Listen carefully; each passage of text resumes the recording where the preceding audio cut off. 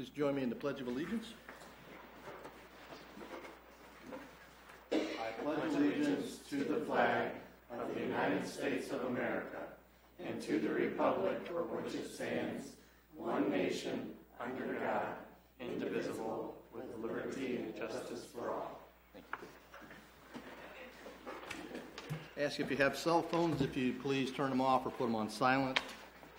And just remind the council not to text or email during the proceedings so that we don't have any issues with the Opens Meeting Act. If you would please call the roll. Councilmember Reed. Here. Brown. Here. Lawler. Here. Spicer. Here. Williamson. Here. And Mayor Atchison. Here. First item is approval of the agenda. We have a motion to approve the agenda. So moved. Is there a second to approve the agenda? Second. It's been moved and seconded. Anybody have any issues or additions to the agenda they want? If not, those in favor of approving the agenda say aye. Aye. Those opposed? The ayes have it. The agenda is approved. First item is presentation on Project Rising Tide. An update on that. Ms. Lanou. Good evening, everyone. My name is Linda Lanou, and I am the Community Development Fellow for Project Rising Tide in Albion, which Albion was selected for last year. And I'm sure all of you are fairly familiar with it, but I wanted to make sure the community as a whole is on the same page, and then just begin, the dialogue that I hope to see continue to happen throughout our community in a lot of venues. But having this be a pivotal place people speak, I just wanted to introduce myself and highlight the priorities that community leaders have set for the project, and then what I hope to do this year. Excuse me, I just ran over here, so my heart's like racing. So the 5 priorities that were set for the project, as I said, as we were selected last year, were housing, workforce development, health, public infrastructure, and our post-industrial sites. So projects are underway for those things, and it's my job to support that and help fill in the gaps for those things. But there are other things that continue to come up in community meetings as needs. And our community was selected because we are considered at risk based on the level of poverty here and the housing and other things that are kind of, included within the priorities. But I think there are other things that need to be made more clear, like transportation and childcare. But the biggest thing that comes up in meetings is communication. So I'm excited to use the different channels that are available for communication to reach people, but also be a bit more creative.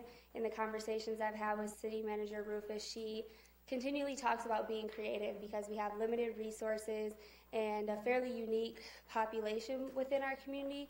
And with the whole rising tide metaphor of lifting all boats, if you think about it in the sense of boats having holes in them with people's basic needs not being met, it's essential that we're creative and intentional with reaching the entire community. So I'm really excited being a native and having done the work I did with AmeriCorps Vista to be very intentional about reaching people who are the most vulnerable within our community. And then another priority of mine beyond supporting the 5 others that I listed is asset mapping, specifically for the people within our community, their skill sets, what they're willing to do.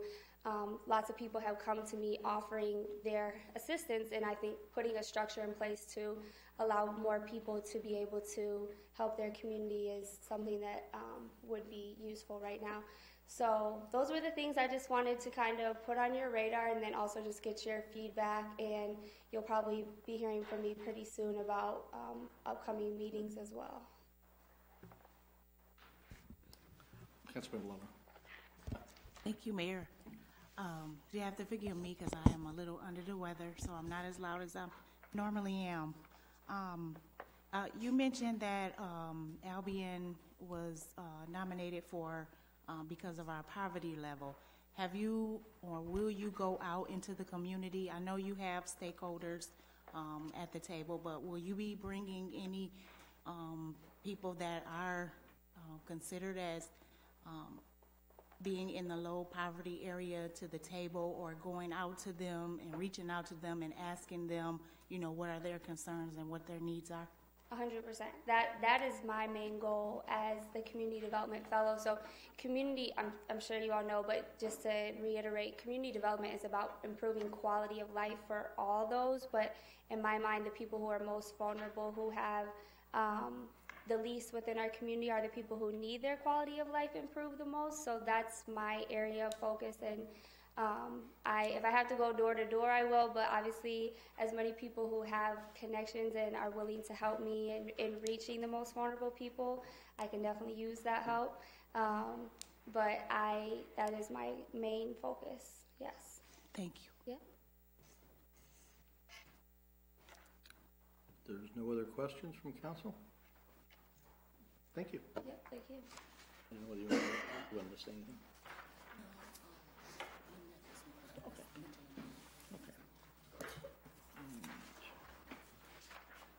Next item is public comments. Anyone wish to make public comments, you have 3 minutes.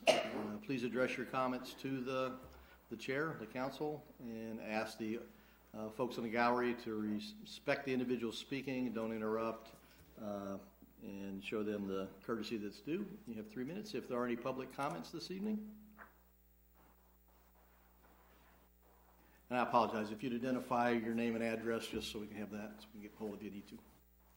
O'Neill Warnsley, 1213 2nd Street, Precinct 1. Good evening, Council, Mayor, and residents of Albion.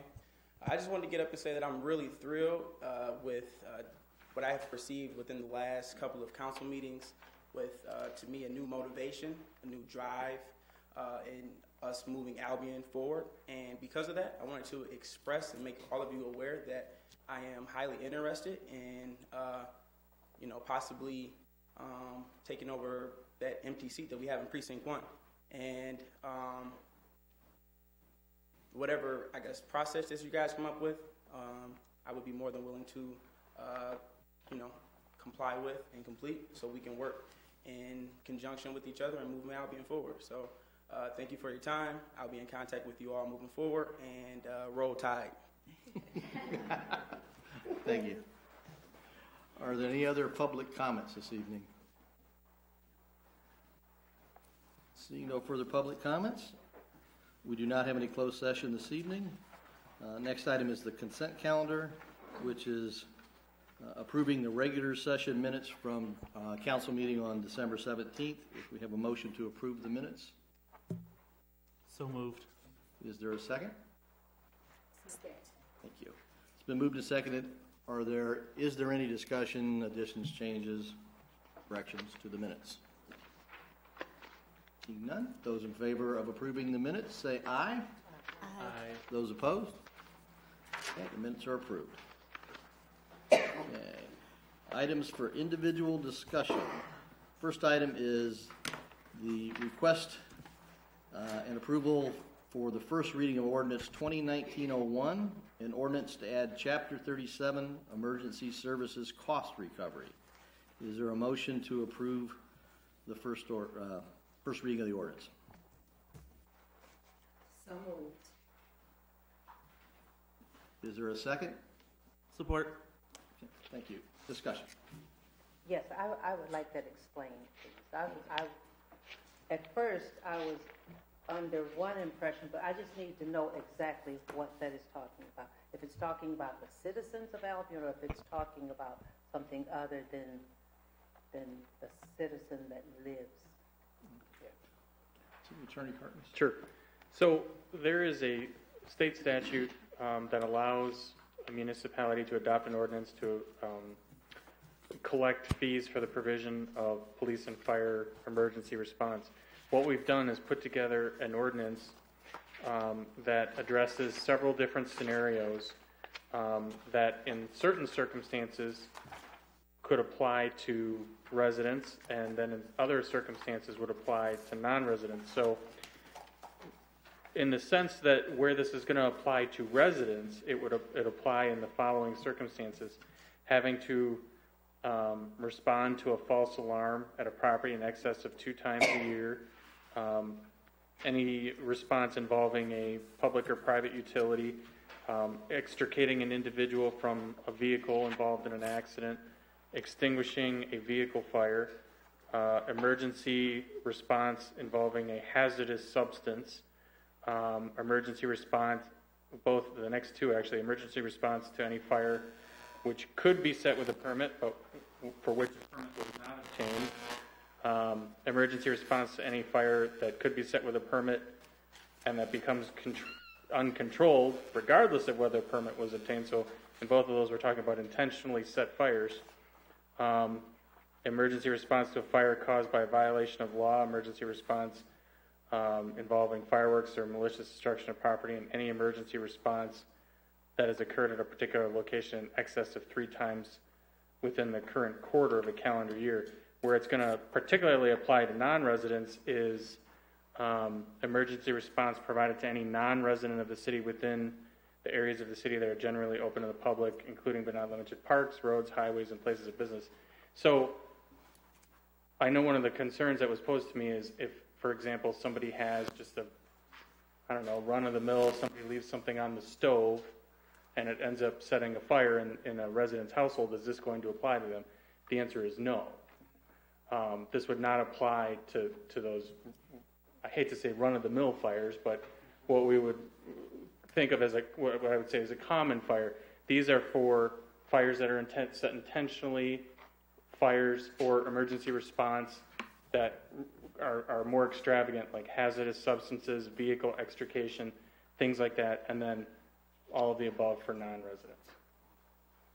Thank you. I just wanted that to be clear, because I didn't feel that if it was a person living in the city paying taxes, that they should be penalized if something happened at their home that they had not thought would happen.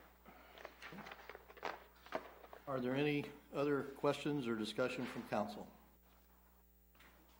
Councilmember Brown. Thank you. So, Attorney Hartman, in reading through this ordinance, there's one section that stood out to me that I'm wrestling with, and I want to make sure I'm understanding it correctly. It's on page 3. It is letter H under section 37-2, liability for emergency services.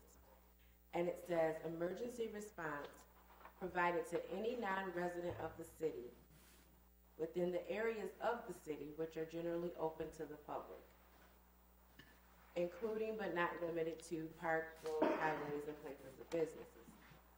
So am I understanding this correctly? If I am from out of town and I come and I'm visiting, I'm at say Juneteenth at Highland Park, I fall ill, and I need medical emergency response team.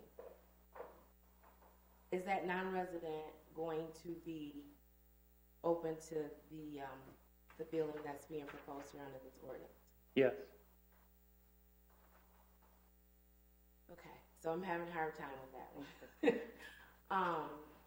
And then I guess the follow-up question is, and I don't know if you even can answer this, but in the scenario that I gave, say non-resident has insurance, do insurance companies normally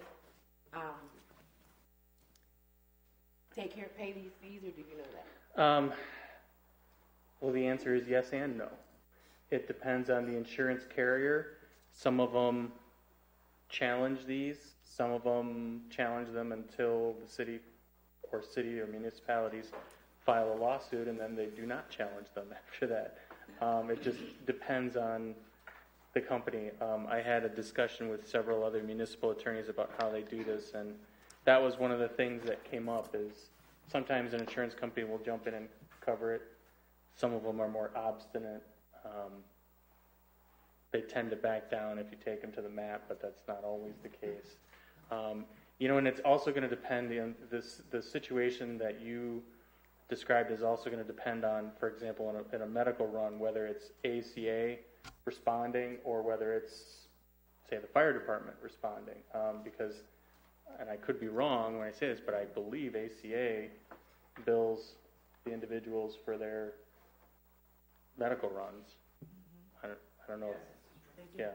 So they get, I mean, so because that's, you know, it's a private company, and so on a similar note, you know, a public safety department would bill for their medical run for a non-resident, whereas ACA does it for both, I believe. Councilmember Brown. Thank you. So I didn't see any like proposed amounts. Because you never really know what services are going to be required. I mean,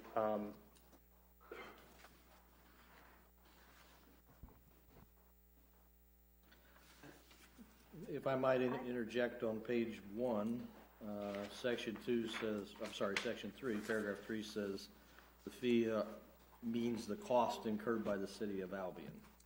So this is billing the what we're out of pocket. yeah. So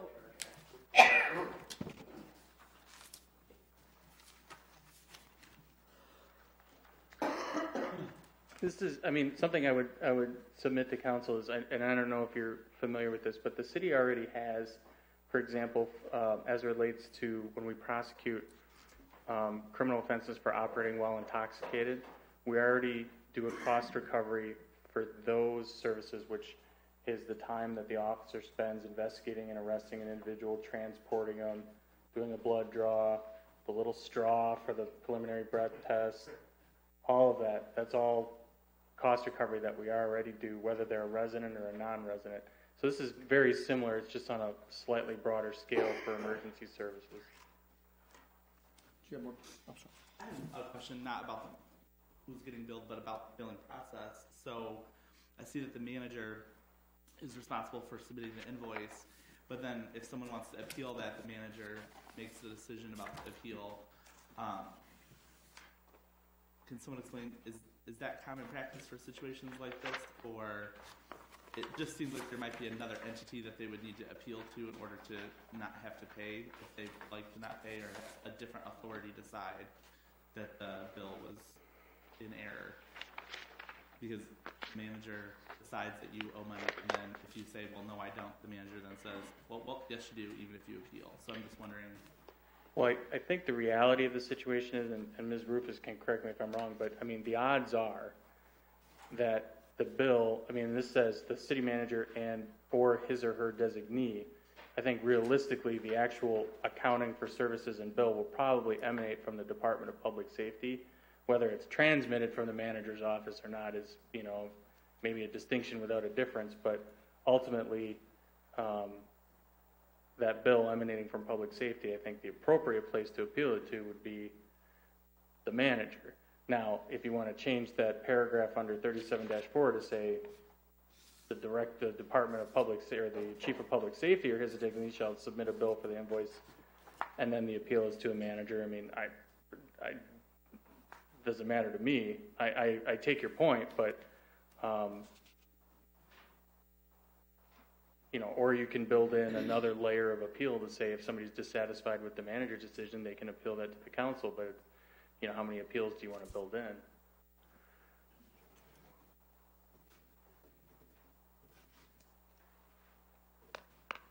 I don't know, but how many cities do you know have this? Several.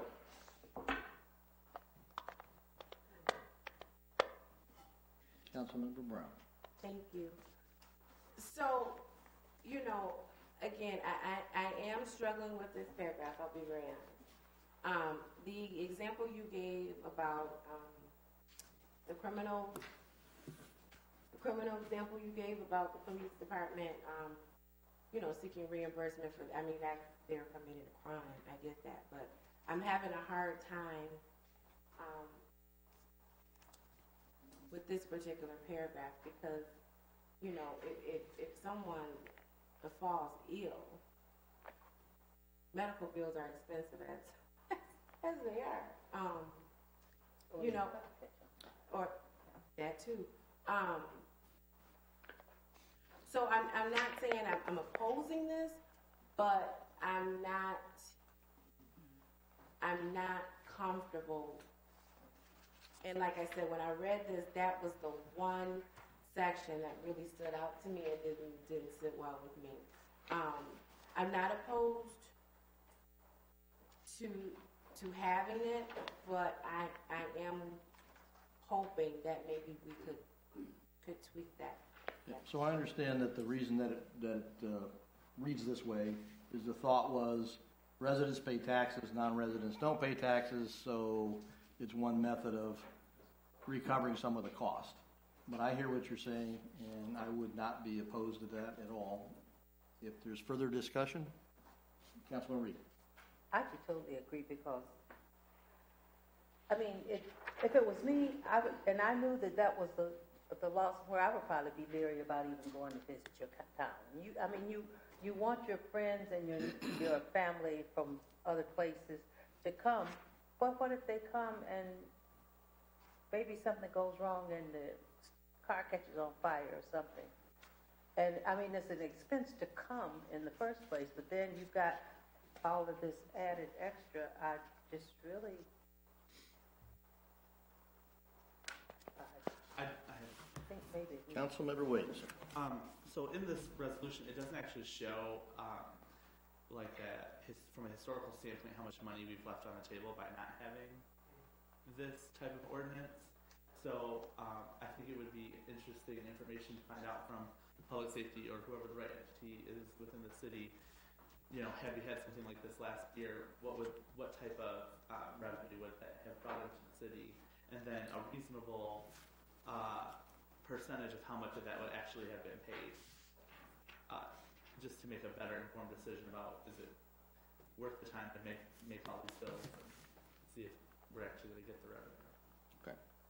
So 3 points have been raised so far. One is the issue with charging non-residents in the event that emergency services are required. The second was essentially, here's your bill. No, I don't think I need to pay it. Who do I appeal to? Well, you appeal to me. And so that's two issues. And the third issue was what's historically, how much would the city have recouped if this had been in place? Councilmember Lawler? Looks like you're going to have a question. Well, yeah, I was hesitant, but you said if they had an appeal that they need to bring it to the mayor? No. What I said is the point that was raised by Councilmember Williamson is the bill goes out, currently says from the city manager or designee, and then if there's a desire to appeal that, it goes to the city manager, so it's kind of a closed loop. So those were the 3 points that were raised. So is there a motion to either request more information or amend the ordinance? I make a motion to request more information. Okay, and the additional information would be historically over the last 2 years, what the estimate is on the revenue that the city would have brought in. Is that accurate? Okay, so it's been moved. Is there a second? Well, okay.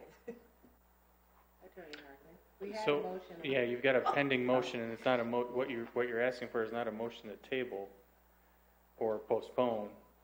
So I don't know that the motion that you're asking for affects the fact that you have a motion on. So I'm saying, I guess what I'm saying is, given that there's already a motion to approve the ordinance, the motion that has been made doesn't, I guess, stop that motion from moving forward. Does that make sense? Is there a call for the vote? So we have to vote. All right.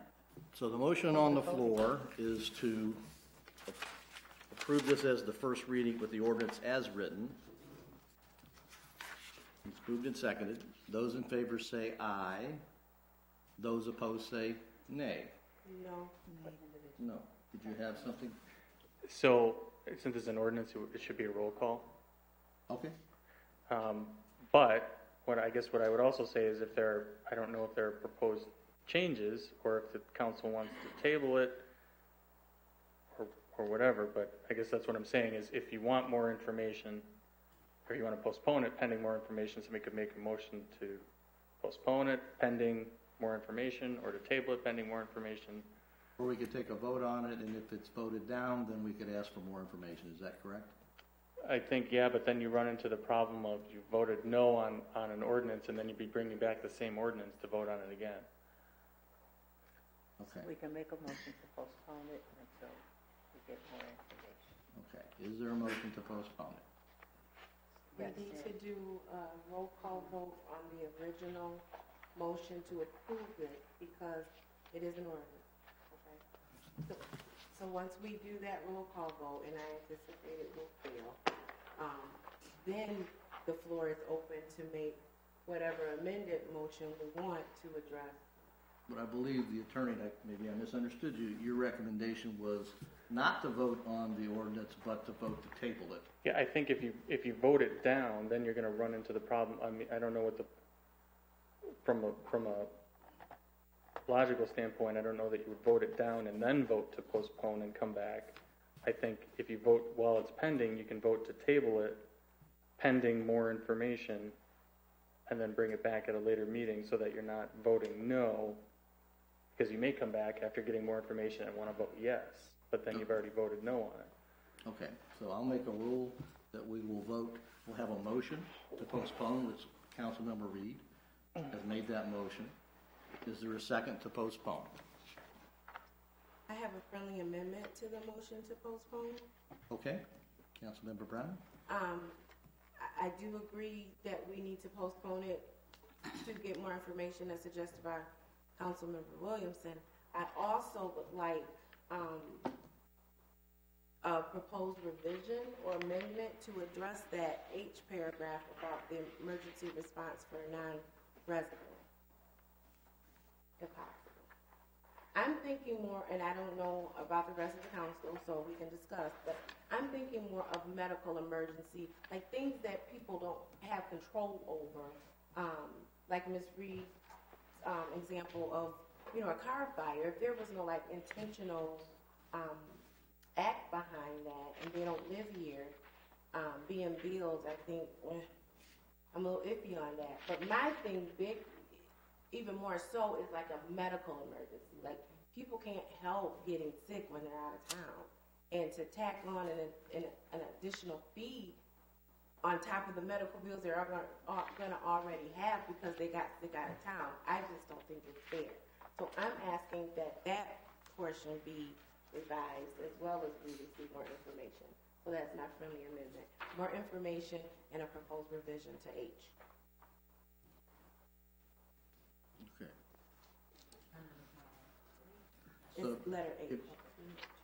So if you could articulate, did I follow you, what your So motion is? my motion is to postpone the approval of the ordinance to a later date because we want more information as outlined by Councilmember Williamson and an amendment to section 37.2, number 1, letter H.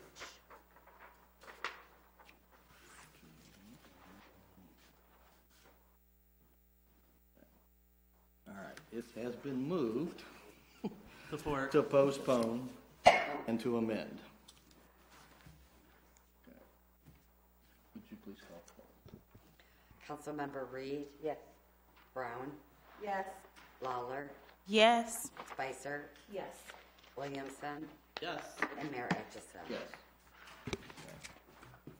So we will postpone and bring it back and take action on an amended.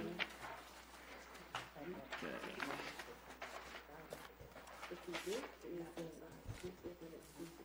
Okay. So the next item on the agenda is discussion approval, first reading of the ordinance 2019-02, an ordinance to prohibit marijuana establishments and create Article 6 of Chapter 22 of the Albion Code of Ordinances. And if you would give a brief explanation, Attorney. I think you need a motion first. Okay. Is there a motion? So moved. Okay, thank you. And seconded? Second. Thank you. All right. So, this was confusing for me to write, so I'm going to try to be as non-confusing when I explain it. So there are two relatively new acts in Michigan. One is the Medical Marijuana Facilities Licensing Act. That act authorized and regulated certain medical marijuana facilities to operate in the state of Michigan. The council, about a year after that came into play, and when the state put in the administrative rules, as the council is aware, we developed our own ordinance to regulate medical marijuana facilities locally. Fast forward to 2018, the voters adopted what was known as Proposition 1, which is the Michigan Regulation and Taxation of Marijuana Act.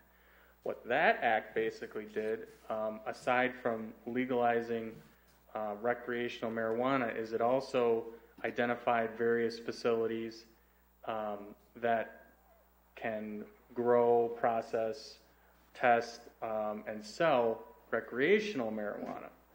They are two separate acts. They don't necessarily conflict with each other. There are two important distinctions, though. With the Medical Marijuana Act, the city had to opt in order to participate in it. With the Recreational Marijuana Act, the city has to opt out to preclude having those facilities. If the council recalls, what we did with the medical marijuana is we essentially didn't want to put the cart before the horse, in that it would be unwise to have these facilities in the city when there are no state administrative rules to regulate these. So to allow them to operate in the city unregulated would not be a very good idea. So what I am recommending to the council is that you opt out of allowing these facilities in the city of Albion until the state puts its administrative rules in place that can regulate these facilities. They're able to get state license, and then once we know what the state regulations are, we can, if the council so chooses to allow these facilities, we can regulate them locally as well. Two things I want to point out to the council. One, this ordinance does not in any way affect the medical marijuana facilities that are currently allowed to operate in the city, or our ordinance relating thereto. And two, it doesn't affect any of the individual liberties that citizens might have as it relates to possession and use of recreational marijuana. Clear as mud? Yeah. Okay. So I want to make sure that I understand that this would be to opt out, and the language in here is, at this point, the licensing and regulating authority has not developed nor implemented any rules and regulations governing retail outlets, retail locations for recreational marijuana. So your recommendation is for the city not to move forward and allow these until we get the state's rules and regulations, and at that time, then the city council can readdress this, and if the city council votes on it and chooses, then we can opt back in. Correct. So much like with medical marijuana, the Michigan Department of Licensing and Regulatory Affairs will craft their administrative rules. I'm told those rules are supposed to be adopted by the end of 2019, with them being in effect either at the end of 2019 or the beginning of 2020. But because of the way this Proposition 1 was drafted and very convoluted, the city does need to opt out to preclude those facilities from operating unregulated. So my recommendation is that you opt out, and then at the end of 2019 or the beginning of 2020, once the state regulations are in place, the council can then decide whether they want to opt in and allow those facilities to operate, and then draft an ordinance to regulate those facilities at that time. Is there discussion by council? Councilmember Williamson. Would this be the appropriate time to make amendments to the resolution? So I have something I would like to add. I think it is. Okay, well, I would like to move to amend this particular ordinance, 2019-2, to have a sunsetting provision for 60 days post state regulations being put in place. That way, and my reasoning for this is that currently the way it's written is that we're just opting out for good, even though we're saying we'll look at it later. What it says is no recreational facilities in Albion, and we're putting it into our code of ordinances. And so I would like to add a trigger mechanism to make sure that we do take this up at the time that state regulators have decided what the rules will be. That way, in Albion, we also follow the will of the voters and allow them access to the facilities that they voted to have in their community in 2018. So, one point of correction, I don't think there was anything on the ballot specifically for the residents of Albion to have facilities within. Let me finish, please. Okay. So I don't have an issue with having something that would require the city council to come back and readdress this. Okay, but I would also not make the assumption that the language on the ballot was to implement outlets or anything else specific. It was to permit and legalize recreational use of marijuana. That's the distinction I would make. Michigan, including Albion, true. No dispute with that. Wide majority approved. Councilmember Brown. I'll continue to call the attorney. Go ahead. You can call me Colin. It's okay. So two things. I take Councilman Williams' point. I would suggest to council, though. Point of order. I'm sorry. Councilmember Williamson has made a motion for an amendment, and he does not have a second. So I wish to second that. So the discussion can continue. All right. So while I take Councilman Williams' point, I would suggest to council that from a legal perspective, I would not recommend it for two reasons. One, with a sunsetting provision, you are automatically mandating yourselves to have something done within that 60 days. Something that you may not be able to predict at this point could occur that would preclude the council from addressing that issue within that 60-day period. And what you would be left then with is an ordinance rendered null and void, and you may not be ready to proceed at that point. The other problem is when you have an ordinance that's automatically taken or rendered null and void at the end of a time period, it may not be the desire of the council. I'm not saying either way, but it may not be the desire of the council at that point to allow recreational facilities. You may, but you may not. And so what you're going to have to do then is do an entirely new ordinance to reaccomplish what you've already done with this ordinance. So nothing precludes you from taking this up in 2019 or 2020 when it comes up and saying, well, now we want to amend this ordinance and allow those facilities. But I'm not a fan of the sunsetting provision. In fact, I'll give you a prime example. The city of Lansing has a sunsetting provision in one of their ordinances, and they, I think, actually forgot about it, and all of their criminal ordinances were rendered null and void for a period of like 4 or 5 months because they forgot they had a sunsetting provision and everything was rendered obsolete. So I'm not I know what you're suggesting, Councilman Williamson, but I respectfully would not recommend it. Councilmember Brown. Sorry. Councilmember Brown. Thank you. So, Attorney Harkins, I have a question about Sure. what you just said. You said in 60 days, okay, with the pending, with the suggestion that Councilmember Williamson made, in 60 days, the council would have to do something. At that time, is it possible that we could say, you know what, some things happen at the state level that we weren't anticipating, we're not ready, so let's just put it off for another 90 whatever days? Could we do that or no? You would have to adopt an entirely new ordinance to extend the time period. Different than this one? Because this is an ordinance, and so to extend the time period, you'd have to do a new ordinance, amend this one, and say we want to change the sunsetting date.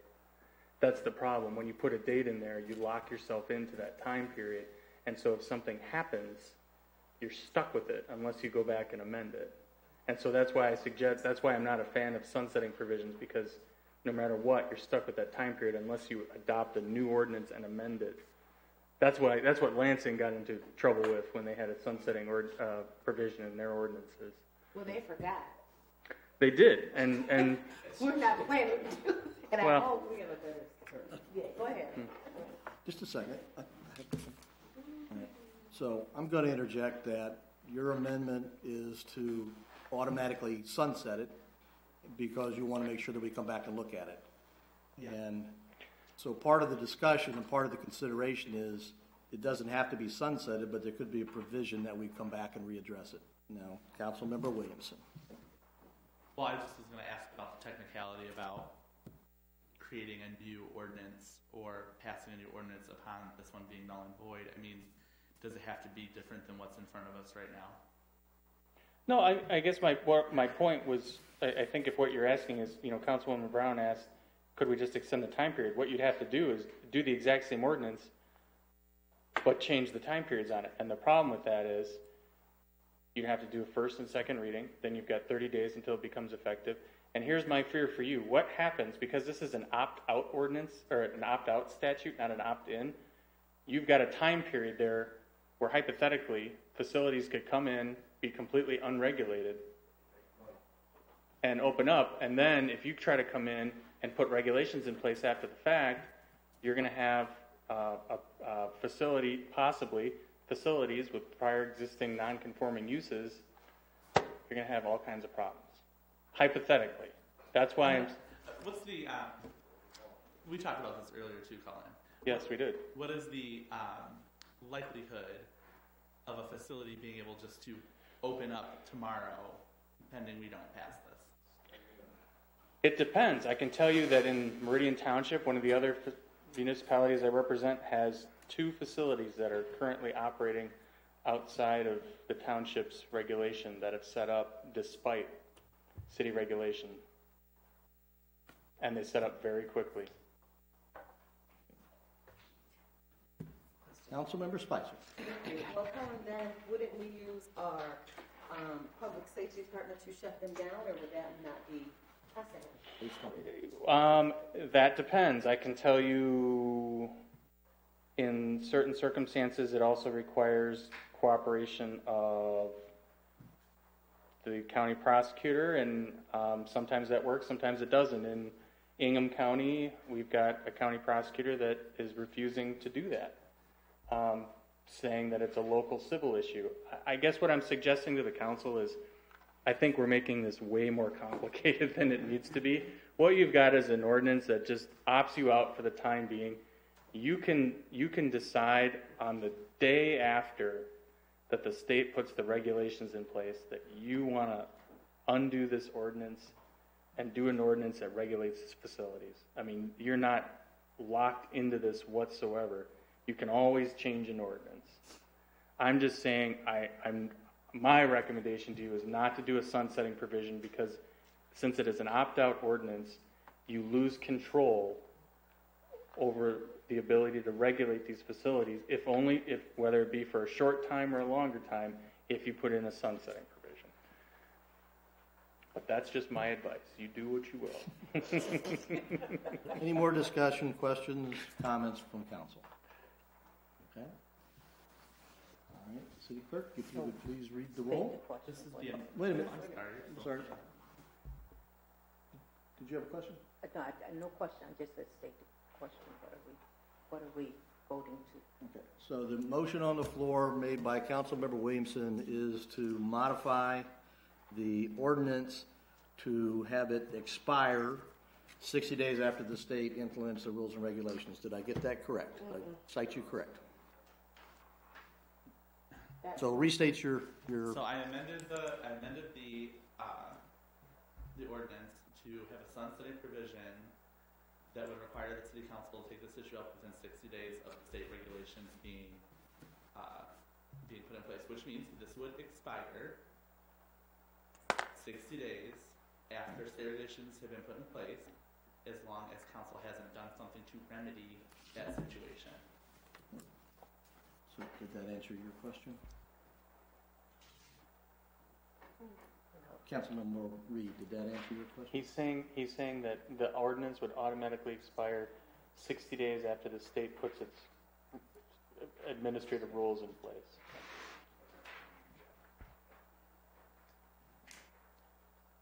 So it's been moved to second. There's no further discussion. Ms. Domingo, would you please read the roll? Councilmember Brown, No. Lawler, Yes? Spicer, No. Williamson, Yes. Reed, No. and Mayor Atchison. No. So the amendment was defeated. Now we have the ordinance. There was a motion to approve the ordinance. It's been moved and seconded. Is there further discussion? Councilmember Brown. I do. So Attorney Harkness, I want to make sure I heard and understood what you said, basically. So you recommended, your legal opinion was that we didn't do the sunset clause.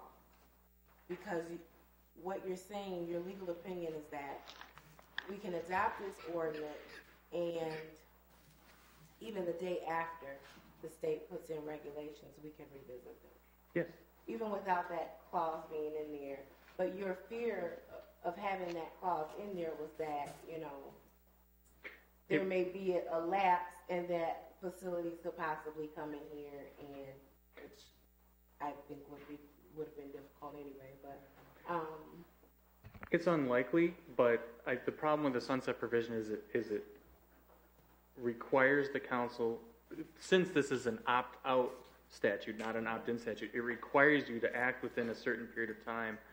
And the problem is, and you all remember how convoluted the medical marijuana statute was, and the amount of time we spent going through that. Off the top of my head, I think the medical marijuana ordinance we did was 10 or 12 separate sections. I very much envisioned probably having the same. We had, I think, 2 or 3 meetings just on discussing the various paragraphs, coming back, talking about distances from schools and churches and things like that. We talked about the fees. We talked about the screening process. You're going to have a similar discussion with these facilities. It's going to take you some time. And I don't want you to block yourselves into that time period and be outside of it, and then all of a sudden, now your opt-out ordinance is dead. We don't know what the rules and regulations are going to be. So if this expires or something like that, then we've just opted in and we have no idea what the rules and regulations of the state are going to pass. But- Councilmember Brown. so thank you, Attorney Harkness.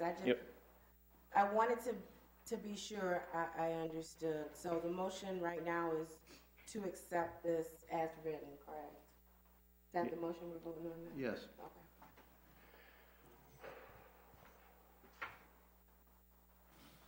Seeing no further discussion, I have some discussion.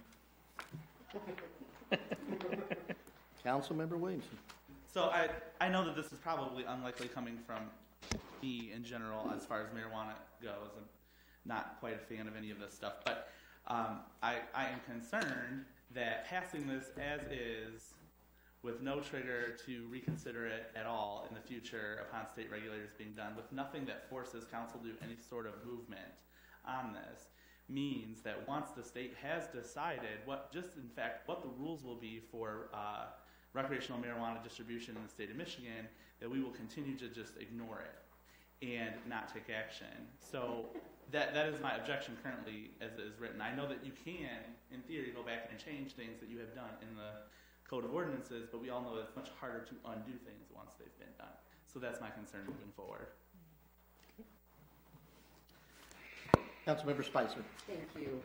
I was going to say that we could, in actuality, ask Attorney Harkness to pen and pencil in, let us know when the state has set those regulations, or Councilwoman Brown just indicated we could do a resolution as well. So there's a way of handling this, Councilman Williamson, if you wanted to that we would address this at some later point in time. City Attorney Hartman. I will gladly alert the council once Licensing and Regulatory Affairs has adopted their emergency rules. Any further discussion?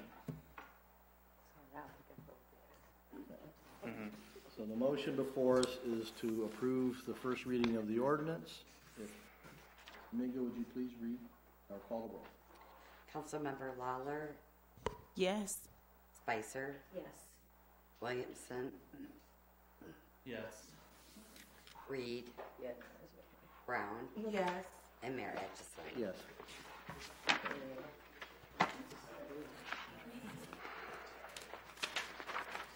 So the next item on the agenda is the discussion of the process for Precinct 1 applications and filling the vacancy on council.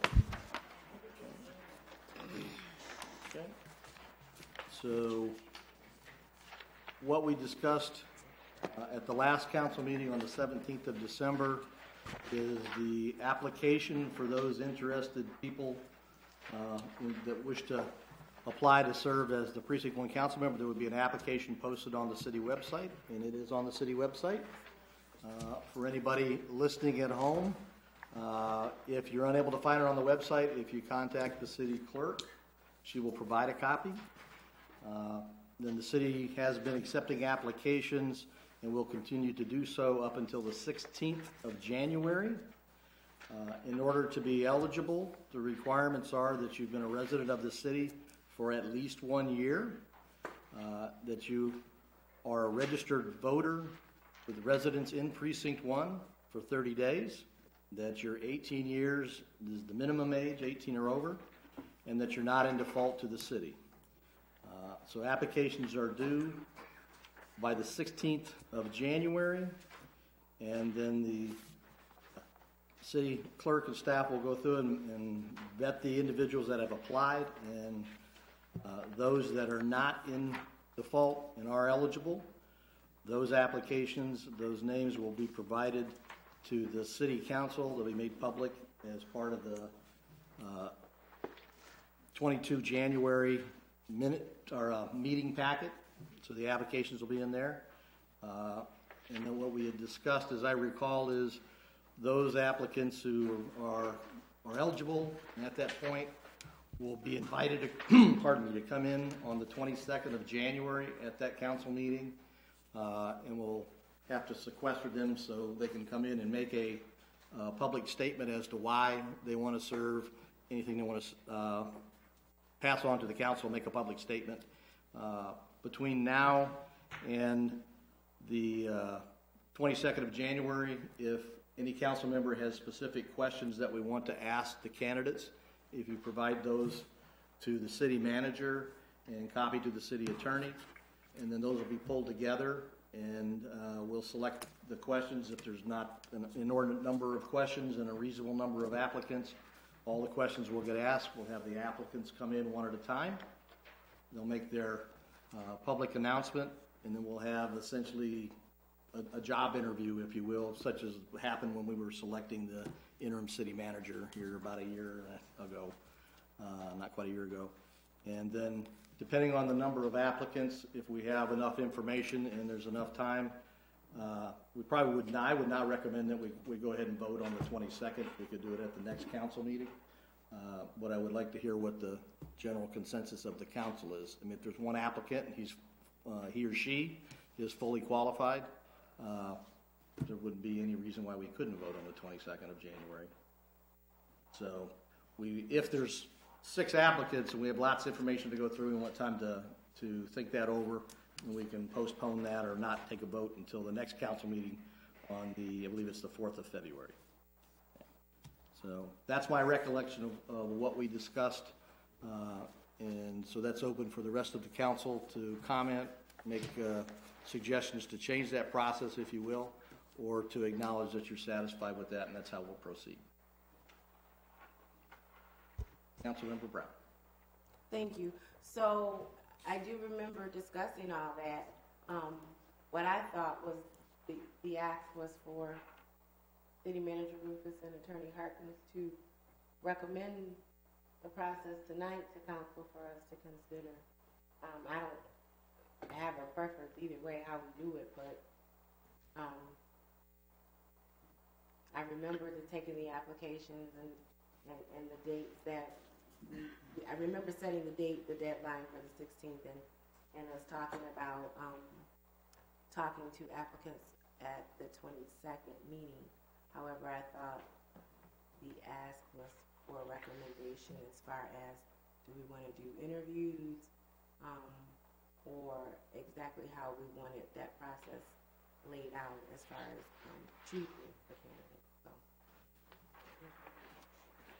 City Attorney Hartman.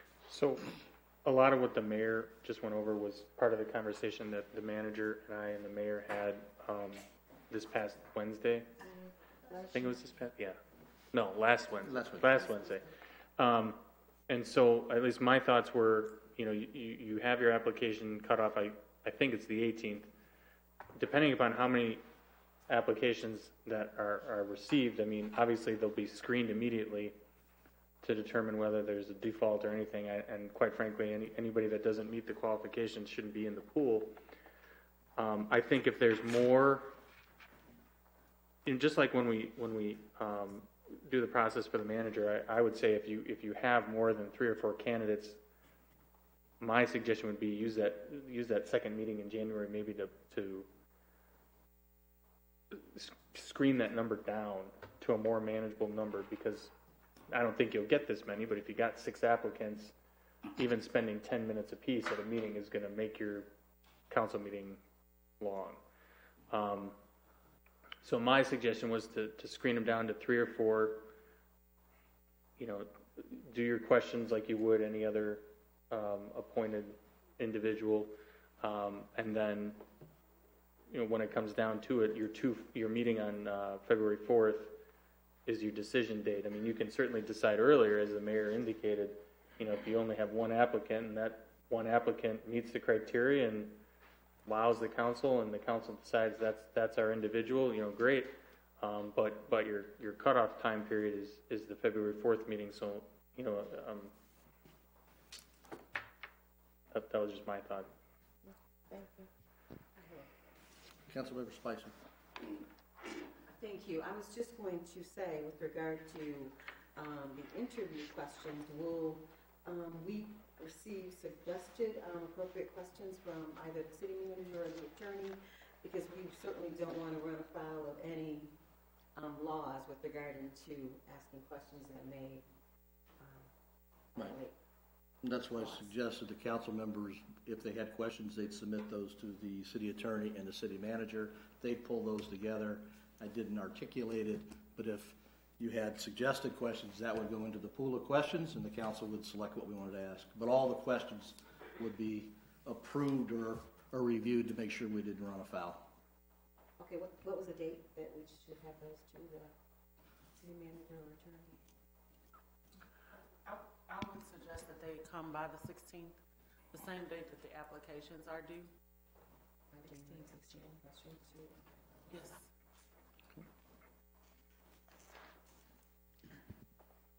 Councilmember Spicer. And are we limiting the questions? I mean, it's going to be the city council. I know we asked with regard to the city manager, 15, 20 questions.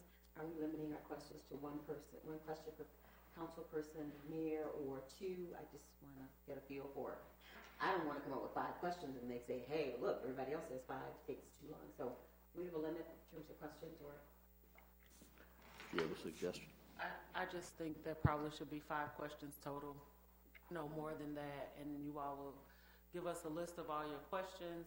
I'll compile a list of what all those questions were. I will get with Attorney Harkness, and we will review all those questions, and we'll just pick out of the ones, and just when you get your package, you'll know which ones we chose from. I would suggest that we at least let every council member have a question, or at least a number of questions, plus if you have a question that you want to offer. So that would be a total of... I mean, I think with the, where the manager's suggesting like 5 questions, 6 questions, whether it's 1 apiece or in that general vicinity, I mean, right around there is going to put you at about 10 to 15 minutes a candidate. And I think that's probably where you want to be, because you want to spend 2 hours doing interviews of a... Councilmember Brown. Thank you. So, I know we're all fairly new. You might remember the last time a council member was appointed to a seat. Ms. Decker. Were there questions for that? How did that process go? And do you still have the questions? So we kind of get a feel of what I don't think we did because Ms. Decker, I believe, was the only individual that applied for the seat, and everyone was a big fan of Ms. Decker, and I think they just said, welcome to the council. You got it. Okay. Okay. Thank you. I could be wrong, but I think that's about how it went. Councilmember Spicer. I think she has. I apologize. Councilmember Lawler. Thank you, Mayor. When we're interviewing the candidates, can we be considerate to the time that I do have to leave for work at like 9? So can we just be considerate of that? Absolutely, and what I would propose is we put that at the very beginning of the council meeting to give you ample opportunity to fully participate. Thank you, Mayor. You're welcome. Councilmember Spicer. Thank you. Well, I was going to ask if we receive one application, will this process be necessary? Do we need to ask questions if we only have one applicant? Within that time period. I would suggest that we do. Councilmember Brown. Thank you. And I just wanted, that's a good point, Councilmember Lawler, because you do have to leave at 9 for work. So I was going to suggest that possibly we could even start that process of interviewing and viewing potential candidates at 6 p.m. that night, and then maybe go into our regular council meeting at 7. It's just a suggestion, depending on the number of applicants. Okay, so we'll know the number of applicants on the 16th, and if there's a couple of applicants, say no more than 3, then we'll start. I would go ahead and start the regular time. But if there's more than that, then that's certainly a very good suggestion. Thank you. Okay. So, any other questions or discussions? If not, that's how we'll proceed. Okay. Any clarification on anything we said? I didn't think so. Okay. So, next item is. It is item D. Okay. Discussion and amendment to ordinance 95.3, section 2384, purchases and bids generally. And a copy of that is in the package. And City Manager, do you want to address this? This is on this, or I think it was your agenda item. Do you want to address it? I'll start it.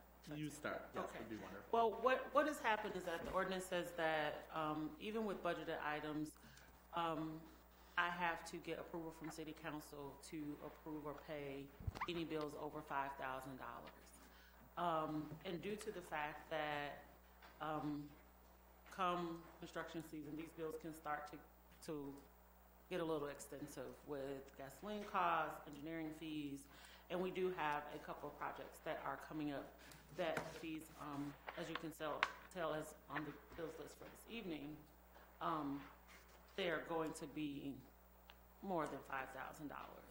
I really don't have a suggestion of what that number may be, and I would leave that totally up to council, but I would make sure that whatever that number you should decide, those rules and regulations will be followed. City Attorney Hargis. Something I would suggest to the council is my thought or my recommendation would be I don't think from a practical standpoint, at least with a home rule city, I mean, you see it very often, as you see it always with charter townships, that the township manager always has to get approval of the board to spend any money. But with a home rule city, I think realistically, if the council has already approved a budget, it seems redundant to force the manager to come back and ask for your approval again to spend the money that you've already authorized them to spend. So my suggestion would be is that she not have to seek council approval for budgeted items, but just notify you of expenses in excess of a certain number. So, for example, in paragraph C of the ordinance, the purchase agent as a matter of procedure shall notify the council right of any purchases in excess of blank. I'd say fill in that number, but I don't know that any ceiling is really necessary for budgeted expenses. Because what you're going to run into is every time we need to pay a gas bill, well, we're running into it right now, anytime we need to pay a gas bill or anything, you know, so. Councilmember Brown. Thank you. Attorney Harkness, am I mistaken that there's something in the charter that speaks to expenditures of over $5,000? This ordinance is the $5,000 reference. So my question, is there something in the charter that speaks to that? Not that I'm aware of. The only thing that I'm aware of as it relates to spending by the manager or by the purchasing agent is this ordinance. Because the only place that finance is referenced in the charter is Chapter 9, but that has to do mostly with the budget. Okay. So I have a question, a point of clarification here. This is purchases and bids, and it talks about City Council in paragraph B awarding contracts.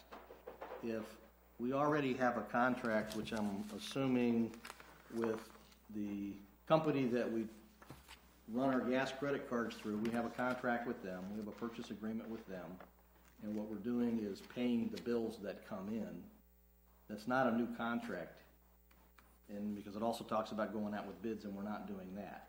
So is there a difference between paying the bill when it comes due, which has already been, the contract's been awarded, or we've already entered into a legal agreement with suppliers, and now we're just paying for the goods and services that they've already provided, and we'd be on very bad legal ground if we didn't pay what we owe. So isn't there a difference between going into a contract, or we need to go buy something and it's over $5,000, so the council needs to vote on that, as opposed to we already have contractual agreements with the suppliers and the city manager just trying to pay the bills? Isn't there a difference between those? Right. So, and I guess what I'm suggesting is, you know, obviously if we need to start a new contract, I mean, that's one thing to come to council about, but when we've already got, and I'll just go back to this because it's probably the one you're going to see the most in the current system, is like our fuel bills. Mm-hmm.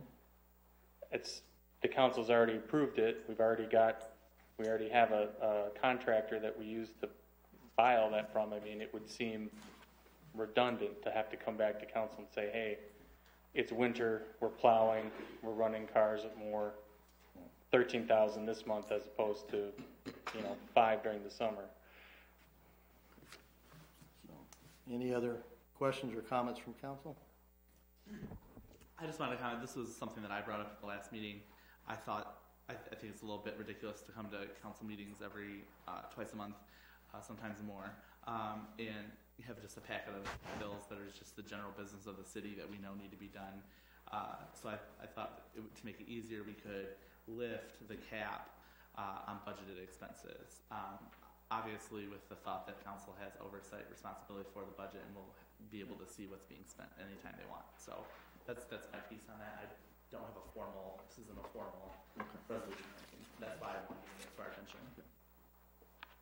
So I would say that if you agree there is a difference between entering into a new contract, deciding we need to go buy something because of emergent requirement, that's a separate issue than paying bills for things we've already contracted with.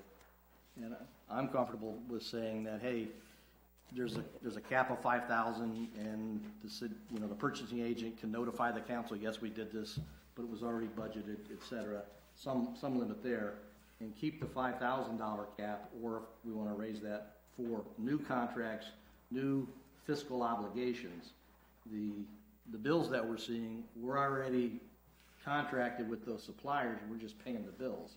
And so pick some dollar value. Right now it's $5,000 for the purchasing agent, the city manager, to notify the council. If things get paid late, something like that. But I'm reading this and going, okay, this is for new contracts. This is for new fiscal obligations, which is different than then your concern, and different from what we're doing, which is looking at, okay, we have a bill, we owe it, we gotta pay it.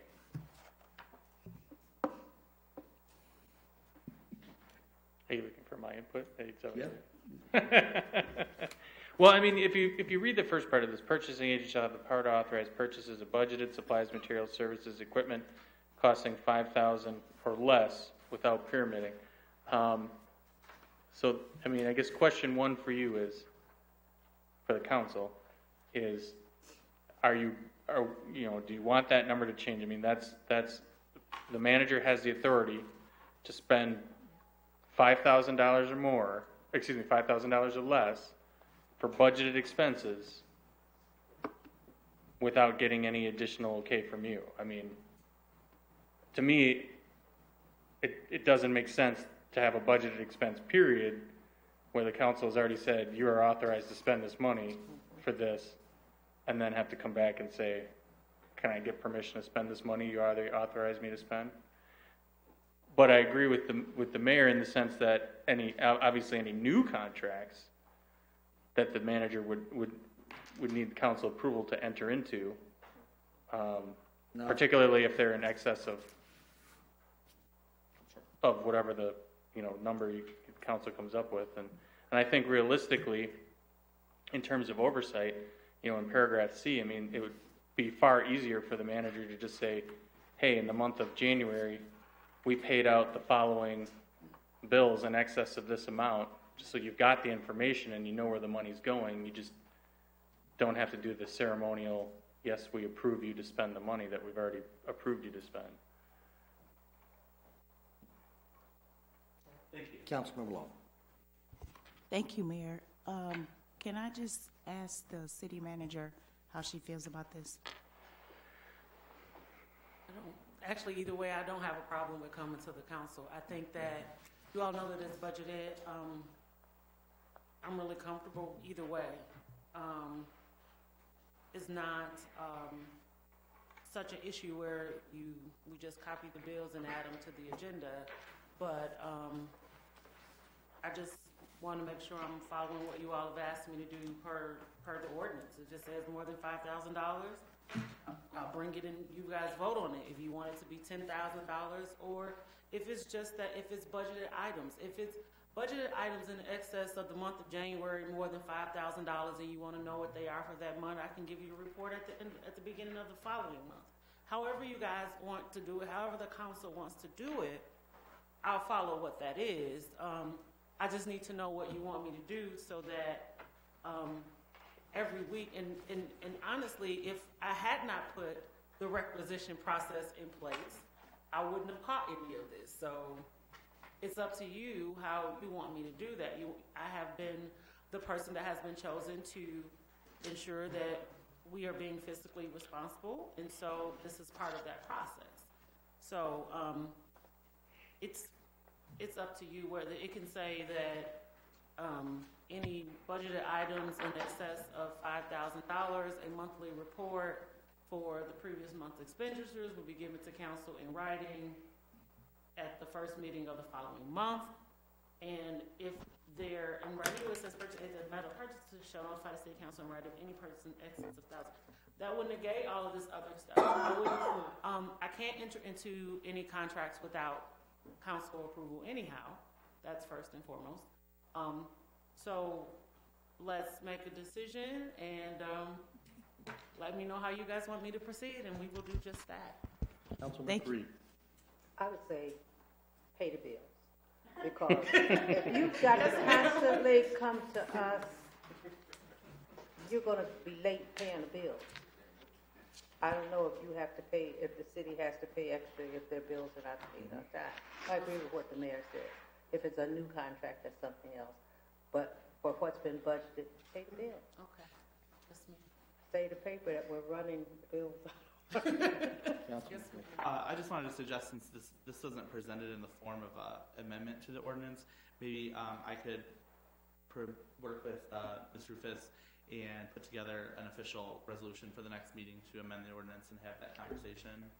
At the next meeting, we can vote on it then, or move in that process. Go ahead, Colin. You're going to correct. I think what I would request is that, put your heads together and come up with whatever you want to come up with, and then just tell me the information and I'll put it into ordinance form. Yes. Yeah, we were gonna. Okay. I'm not. Okay. Any further discussion?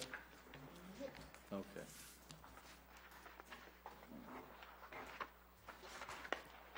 So the next item on the agenda is the approval of the bills that are in here. And we still have the current process in place. I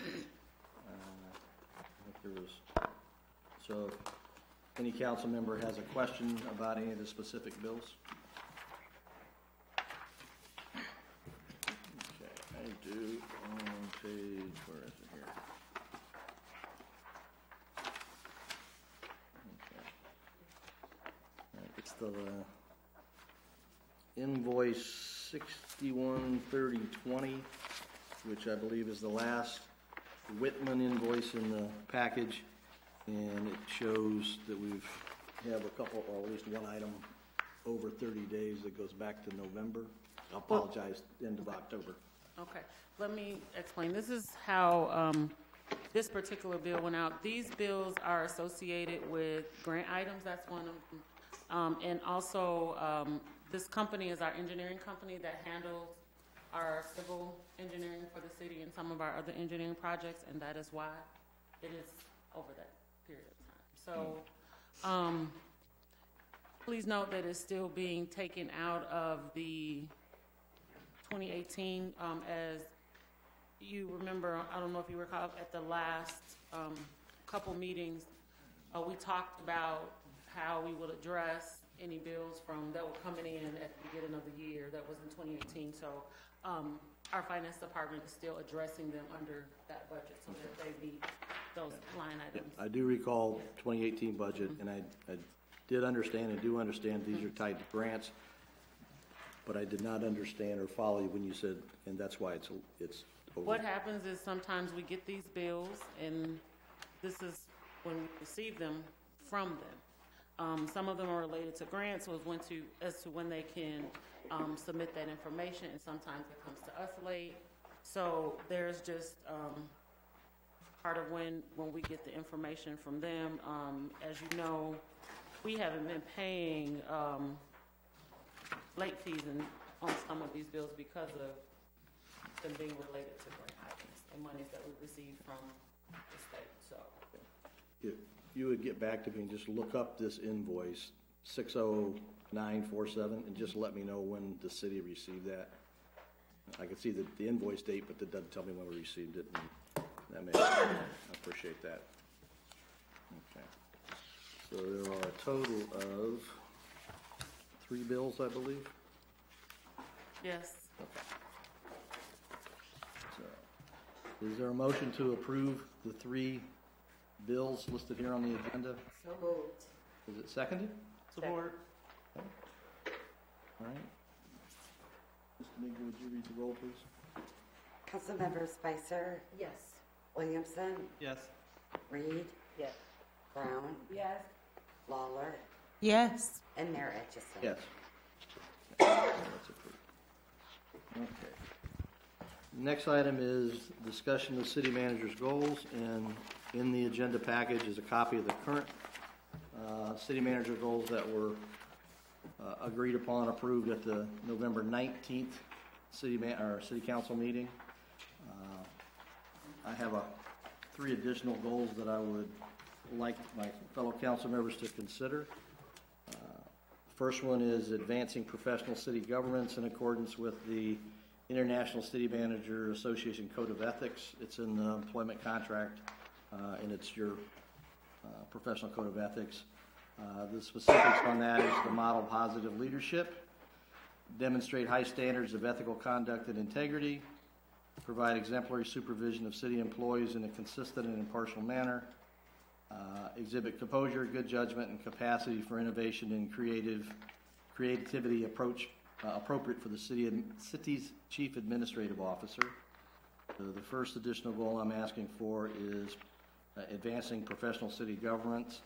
The second is ensuring sound fiscal management, Part of this is already done, which is prepare a sustainable 2019 budget, which provides improved services to the community, makes the best possible use of available funds to operate the city efficiently and effectively, monitor and manage fiscal activities of the city to stay within budget, approved budget. And the last one is to enhance community relations, which is improve community satisfaction with city services, increase the city's responsiveness to citizens' inquiries and requests, avoid unnecessary controversy, and increase collaboration with city boards, commissions, and other municipalities, county, state, and federal agencies. So these are goals I think we would all like for our city manager, whoever that individual is, before, next, current. It's just professional city governance, fiscal management, and community relations. So I'm asking my fellow council members to consider those, adding those as part of the city manager's goals. Comments? Councilmember Lawler. Thank you, Mayor. And please help me if I'm interpreting this the wrong way. As far as city manager goals, isn't that the goals that she sets for our city that she would like to see, and any goals that the council may have that will be council goals? So my understanding is when I sat here and listened to the meeting on the 19th of November, it was discussion by council, and these were the goals that the council adopted, and Councilmember French was on the council at that time and recommended, and I believe that Councilmember Reed echoed it, that once the new council came in, that it was opened up again for, in this case, it would be Councilmember Williamson and myself to make any recommended additions. If the city manager, if you have goals that you want to bring forward, we certainly would entertain those. Councilmember Brown. Thank you. So I want to make sure I'm understanding what you're proposing. These 2018 initial goals are the goals for the city manager to be evaluated on at the end of her 6 months, correct?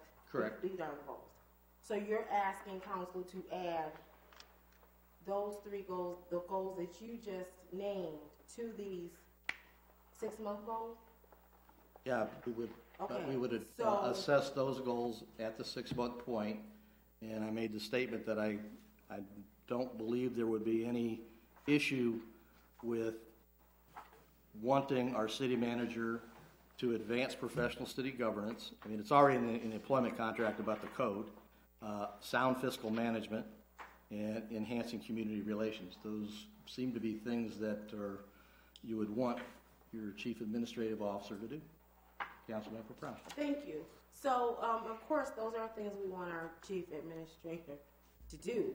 However, she's already 3 months in, and you've given her 6-month goals, which a majority of this current city council was seated at the time that these goals were put into place. Now, we do have sessions coming up where we are, as a council, to set the city manager goals for the entire year. I'm not opposed to taking a look at those suggestions for those goals, but for the 6-month goal, it doesn't make sense to me to halfway in the game add 3 additional goals when she's already 3 months in on these initial 6-month goals that are mentioned. She's to have a 6-month evaluation, and that's part of her contract. So I just don't think it's fair for her to say, well, in my 3 months into my 6 months, you're adding more goals, when we as a council can take those goals and consider those goals for the year-long goals that we give the city manager that we're about to do within the next couple of months. So that's my personal take on it. But I do appreciate the suggestions that you've made. Thank you. And I would say that if there was something new, or here's a new project, or here's something that the city manager hadn't been focused on in the first 3 months, I'd say that would be inappropriate to add something new. But these would be things that I believe that we would all expect the city manager to be focused on every day. Did you have a question before? Okay. Councilmember Spicer. Thank you. I'm going to echo Councilwoman Brown's comments with regard to halfway through the game, changing the rules, so to speak. So I think that I would appreciate someone doing that to me. I want to know what's expected of me from the light green go. So I think that I would like us to see us possibly consider adding additional goals at the 6-month evaluation for competition a year. I think that it's unfair to her to change the rules of the game at this point, and that is Councilmember Williams. personal opinion. So when I first saw this on the agenda, I didn't know that we were going to add additional goals this time. My understanding especially when I looked at this page, was there will be an evaluation, I guess, in the next 3 months? 2 months. 2 months, technically 2 months. And we're going to have to assign it a grade, right?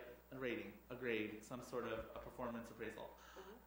Under the current goals, 1 through 5, I'm having a hard time understanding how I'm going to measure progress on the goals, because I see things like continue to review administrative policy and procedures, food and child care options, continue to improve code enforcement, and I'm struggling to figure out what does it look like to have made progress in each of those areas. And I think it would be only fair to the city manager if we know what success looks like and what not success looks like in each of these areas, so that she can get a fair performance appraisal. So that's where, when I went through this packet, that's where I spent my time, understanding that every chief executive of a city is in a hard spot and trying to please everybody and do everything that they have to do.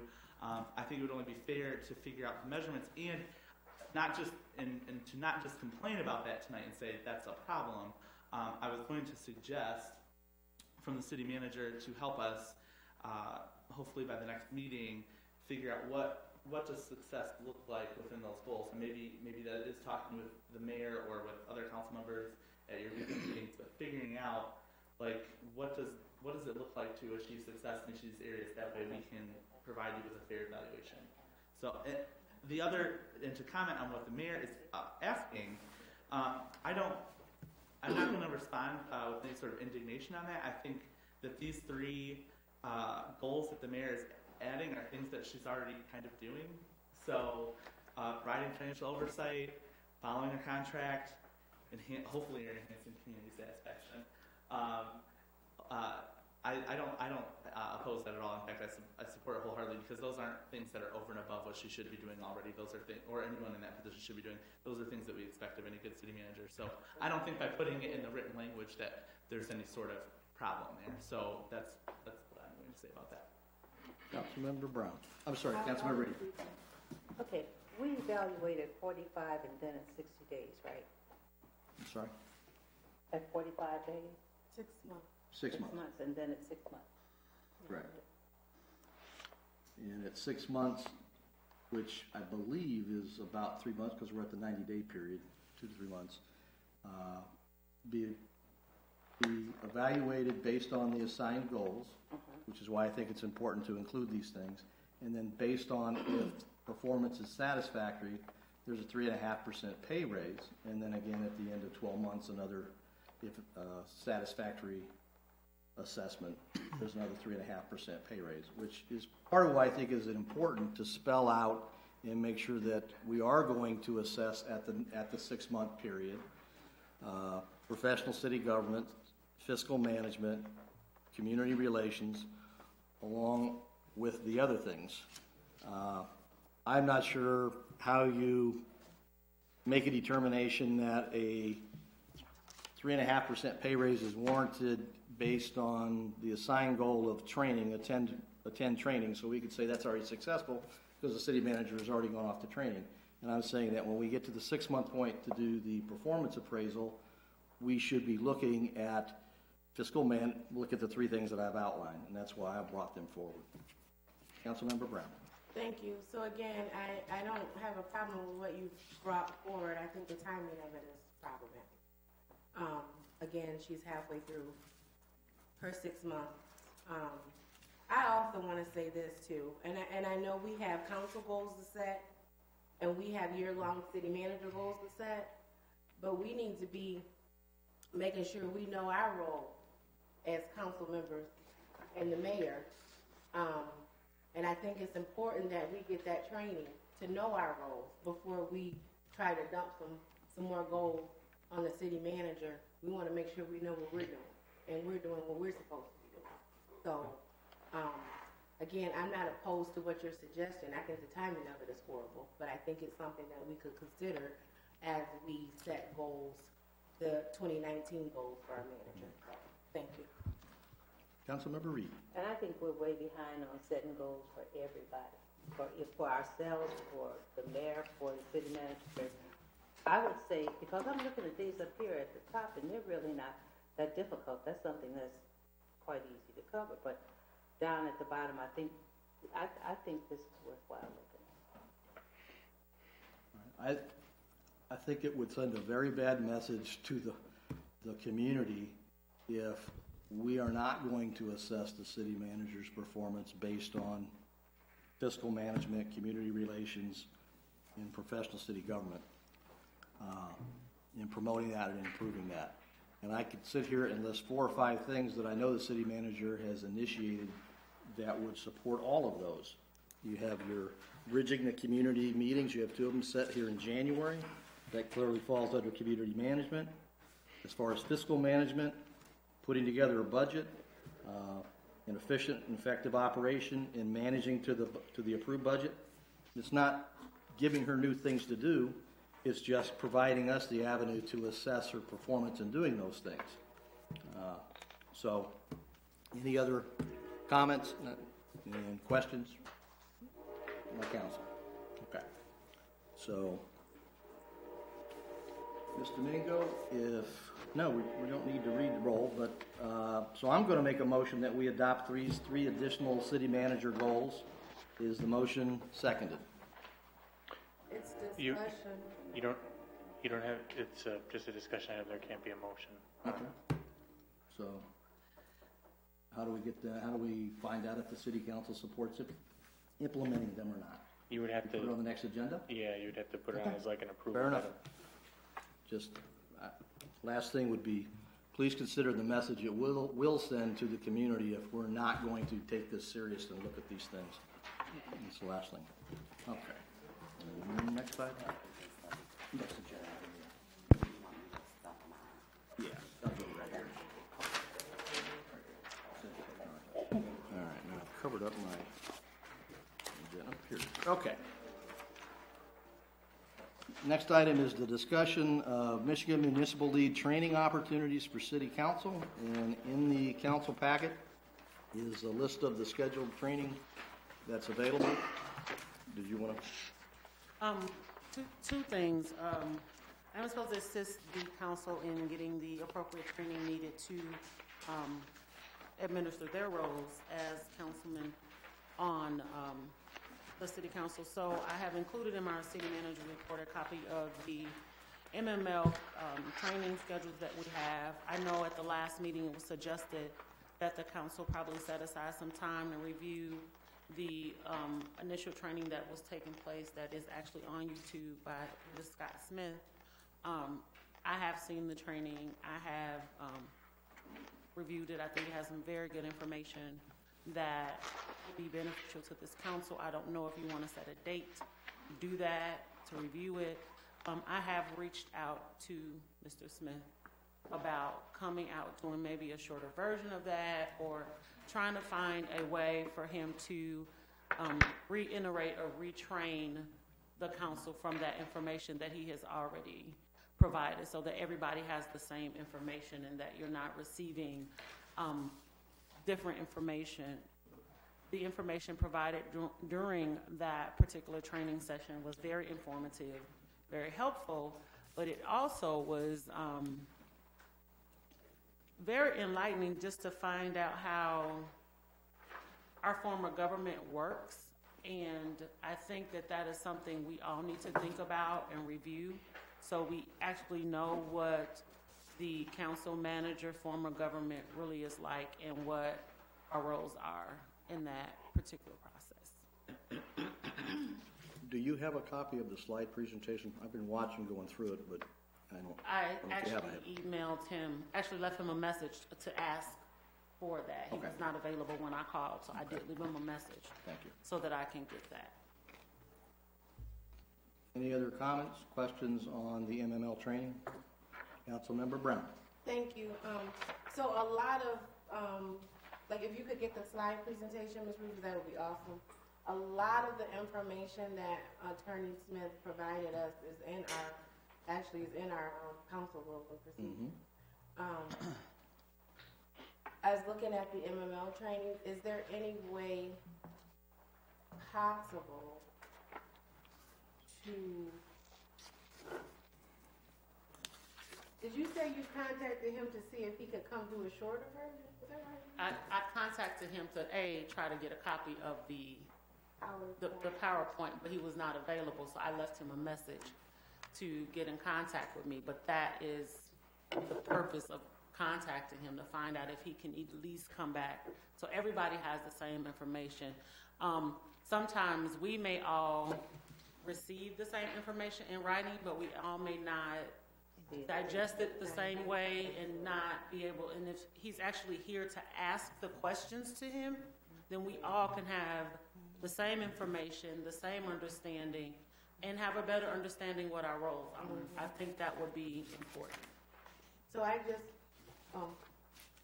Councilmember Brown. so thank you. So I just wanted to make sure that what I was hearing was correct. We are in the process of having the training here for the entire council together. But I want to point out, we have a deadline to meet. I know. And I want to say it's like the first part of February. I believe it's by the first meeting. In February. I'll check the date again, Councilwoman Brown, but I believe it is the first, maybe the second meeting in February. I'll check the date, but. And then, because it says by so many days after being elected, you have this many. okay, so as long, I just want to make sure that we're on track and we're mindful of that deadline and that, well, one thing I'm just now thinking about, I know we have precinct 1 applicants, but we may not have a person seated by the 1st of February. So, just want to make sure those interested parties, if we have more than one, are a part of that. So they, even if, and you know, we need to pull them in as soon as we know they're interested. And if we have this training before they're actually appointed, at least they've been a part of the training process, because we don't want to keep doing this over and over. Thank you.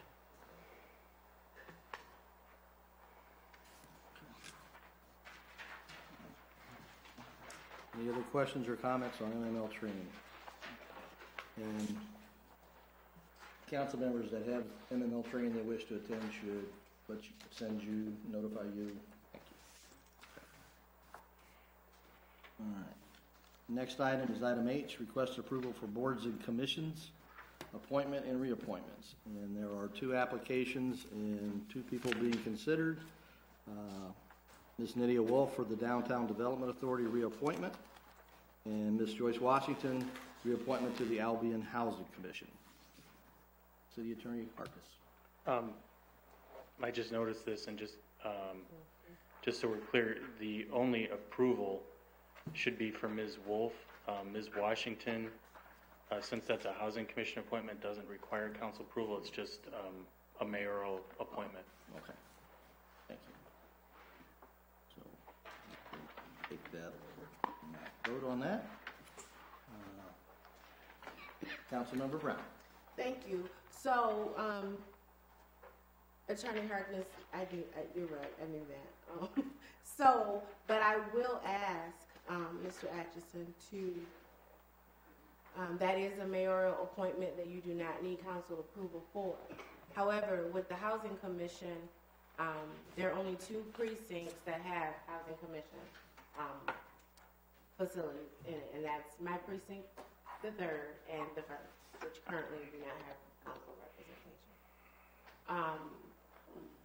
Recently, there have been some issues at the Housing Commission with tenants and the current board and the director. And you were in attendance at the Housing Commission meeting. I attended as well, and a group of residents expressed some concern, and one of the concerns was not feeling as if the board is very open and receptive to the complaints and concerns that they have. So my ask is that you would at least have a conversation with me and whoever's going to represent Precinct 1 in choosing this appointment. And I say that because, and I know Ms. Washington, I've known her all my life. Her and my mom were childhood friends. This seat is really important in that this is the seat of a tenant that sits on the board. And I would just hope that you and this is no slight, but you've been in the community for 3 years, so there's some things going on that maybe you're not familiar with. But I would ask that you hold off on making that appointment at least until the Precinct 1 seat's been filled and we've had a chance to have a conversation. That's a very reasonable request, and I'd be happy to honor a request. Look forward to that conversation. The only thing I would point out is there currently are no other applications. So if part of our discussion for that seat, there's no other applications that I have that I'm aware of. I was under the impression that there was at least one other applicant. Okay, so when we have our discussion, you can let me know who that is. Okay. Okay? All right. So any other comments by council? If not, you have another comment. Okay, so we're taking off the Housing Commission because that doesn't need council approval. The DDA appointment. Again, I'm going to ask that this is something that we take up second meeting in February after the one seat's been filled, only because they don't have representation. They don't have a voice at the table to represent their interest in who's being appointed to DDA. Again, I understand this is your choice to bring whoever you want before council for council's approval. I just, I would ask that this is something that goes on the second meeting in February, just for the sake of having hopefully a full seated council at that time, and for us to move forward collectively as a 7-member council. And I'll take that under advisement and think about that here for about a minute, but what I would say is there are 3 seats that are expiring and another seat that's never been filled, so it's not as though there are not other opportunities. Seat that Ms. Wolf has been a member of that board for quite some time, and I did speak with the chair of the board, and she's working on a project that the city would not be well served if she was not able to complete that work. That's Councilman Brown. So, Attorney Harkness, can you help me with this? I do believe that, I know that the seat is expired in December, but could she continue to serve in that seat until there's an appointment, or does she have to come off until it's? No, she will continue to serve in that seat. Yeah, so expired terms continue to serve on the boards until replaced. Okay, that's what, thank you. But, that being said, I can't remember, is this one of the boards that we had? No, this isn't one where we had staggering issues, no. Okay. Any other discussion? Okay. So we're not going to vote on Ms. Washington. We will go ahead and take a vote on appointing Ms. Wolf to the DDA. So those in favor say, oh, that's a good point. No, thank you. So is there a motion to approve Ms. Wolf on the DDA? Yes. And I'll second it. Okay, so it's been moved and seconded, and we will vote. All those in favor of confirming Ms. Wolf, say aye. Aye. I'm Aye. going to ask for a roll call, please. Please call the roll. Councilmember Spicer, No. Williamson, Yes. Reed, Yes. Brown, No. Lawler, No. and Mayor Atchison. Yes.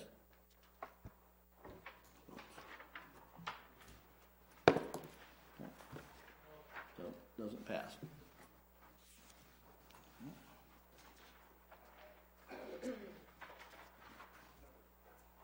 Future agenda items. Councilmember Brown. Thank you. I'm asking for a resolution for council to consider that speaks to us revisiting ordinance 2019-02 after the state puts in regulations for recreational marijuana. So I'm basically asking for a resolution to do what Councilmember Williamson suggested as a revision to the ordinance. I'm asking for a resolution to do that. Okay. Any other future agenda items? Yes.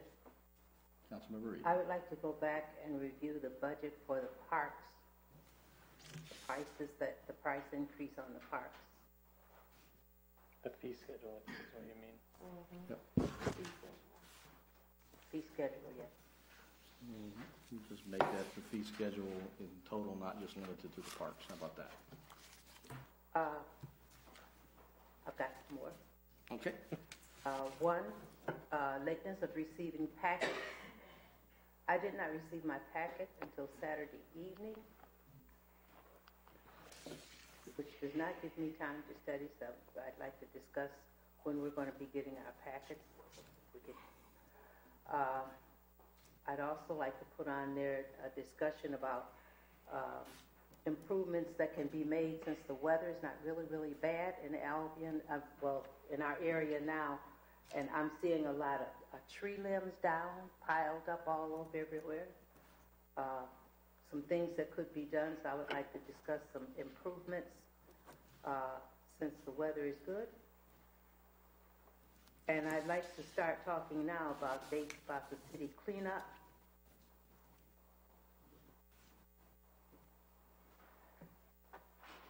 And there's one other thing.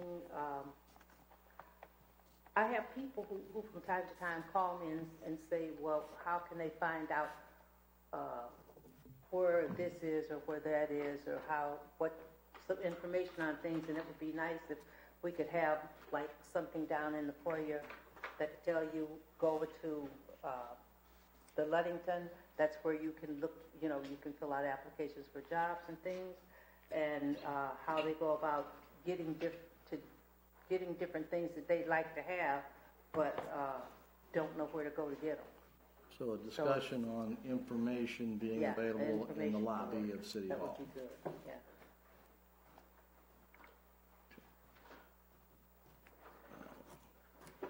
Okay. Councilmember Brown. Thank you. So we received a request for the city to consider adopting a resolution to support the National Liberty Memorial in D.C. So I actually would like to consider that on a future agenda. And Mr. Chalice has offered to speak before council in support of this. So That's in support of what again, I'm sorry?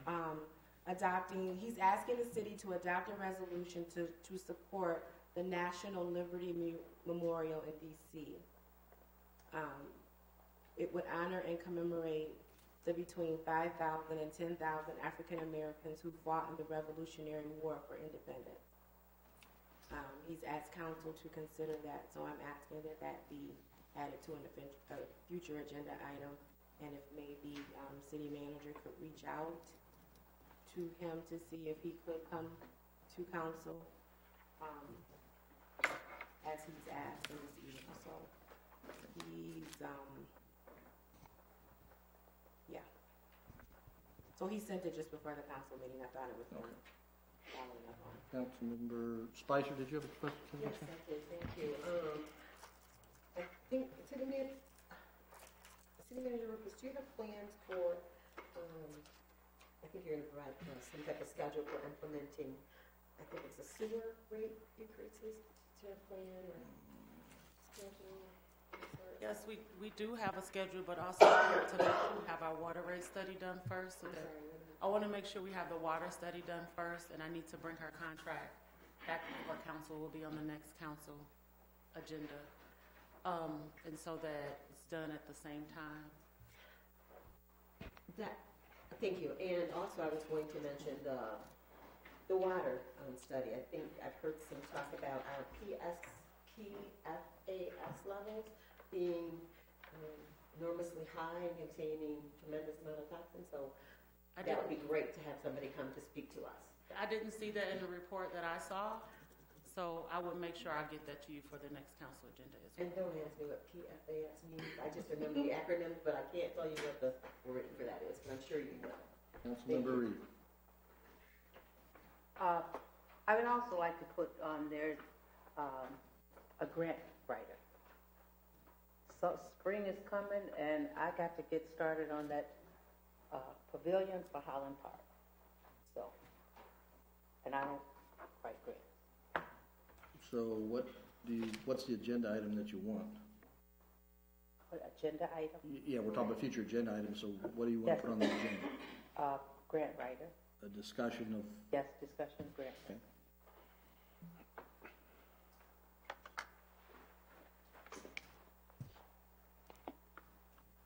Councilmember Lawler. Thank you, Mayor.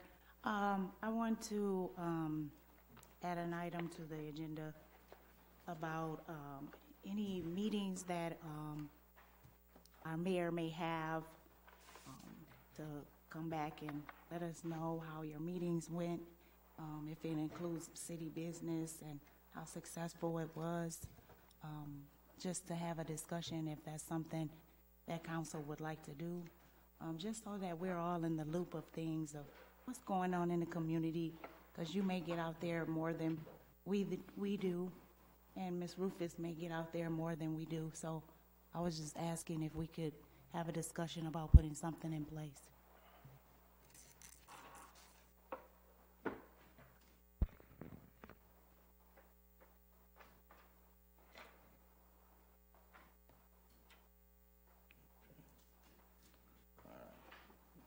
Two agenda items that I have, which is to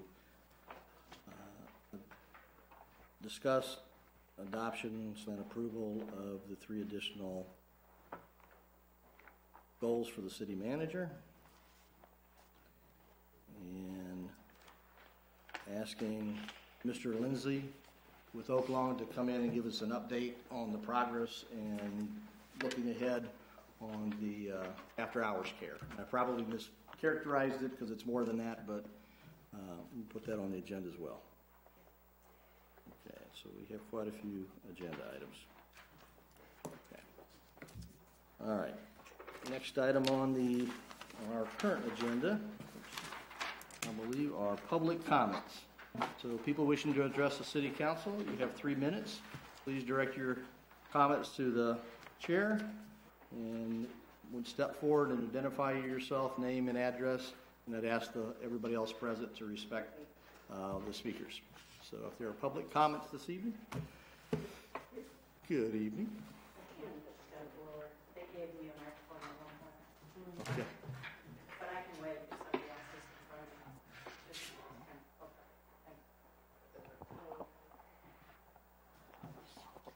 me. My name is Stacy Stewart, and I live at 205 West Oak Street in Albion. We just received a note today, which was a very friendly note, to remove the leaves from our street in front of the gutters, and we intend to do that. In looking at the note, one of the things that crossed my mind is it's been kind of inconsistent in regard to the things that have been enforced or not enforced. I know at our house, we have 2 cars now that we can't park side by side, and one of them's in the grass. So somebody said, oh, that's against the city rules. You're not supposed to park in your grass. And so one of the things that I am having a difficulty finding is what are the rules, and then who enforces them, because we've been parking in the grass for 1.5 years now. So nobody obviously enforces ours. And I also heard that you weren't supposed to park on the street during the winter, and I don't know if there's an exception made when there's no snow, but my neighbors park on the street, and I just didn't know where the rules were, and then how are we enforcing the rules? And unfortunately, if you don't enforce the rules, people have a tendency not to follow any rules. So I was just going to try and bring that to the attention as a resident. Where are the rules? Or I'm sure there's something that somebody could quickly point me to, but then who enforces them, and or do they get enforced? And potentially as a resident, I'd like to see them getting enforced a little more consistently.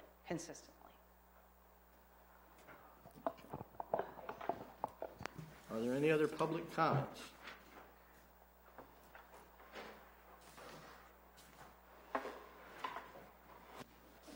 My name is David Abbott. I'm a professor at Albion College, and I live at 412 South Clinton.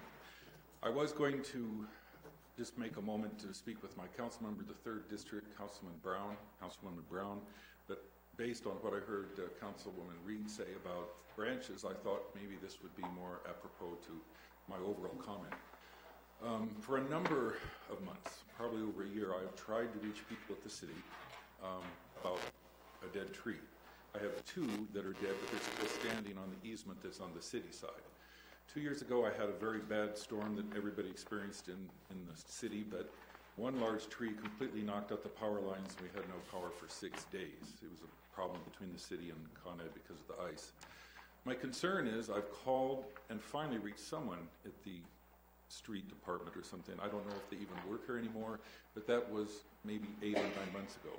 They promised me they would look at it and deal with the trees. I said these trees are dead, and I'm just asking if they can remove them so they won't fall again. They're very, very large oaks. They have very few branches, and they never got back to me.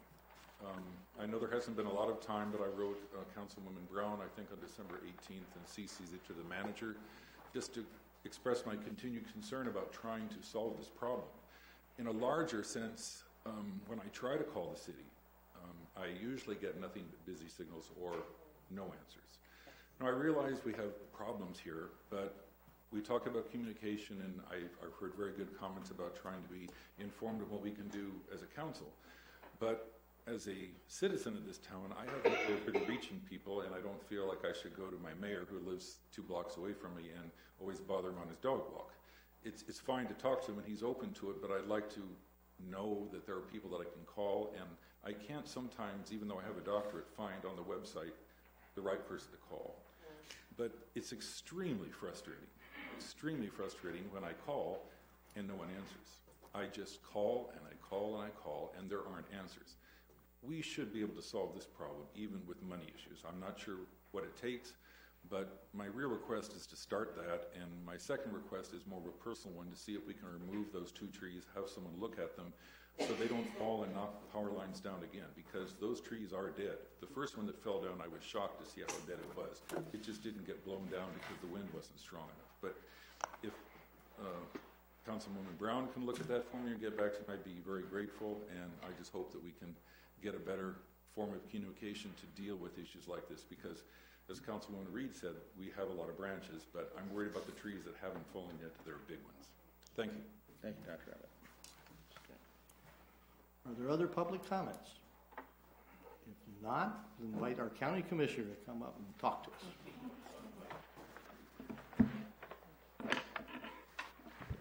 Mr. Mayor, council members, City Manager Rufus, City Clerk Domingo, residents of the City of Albion, and the folks watching this evening, good evening. Gary Tompkins, your County Commissioner.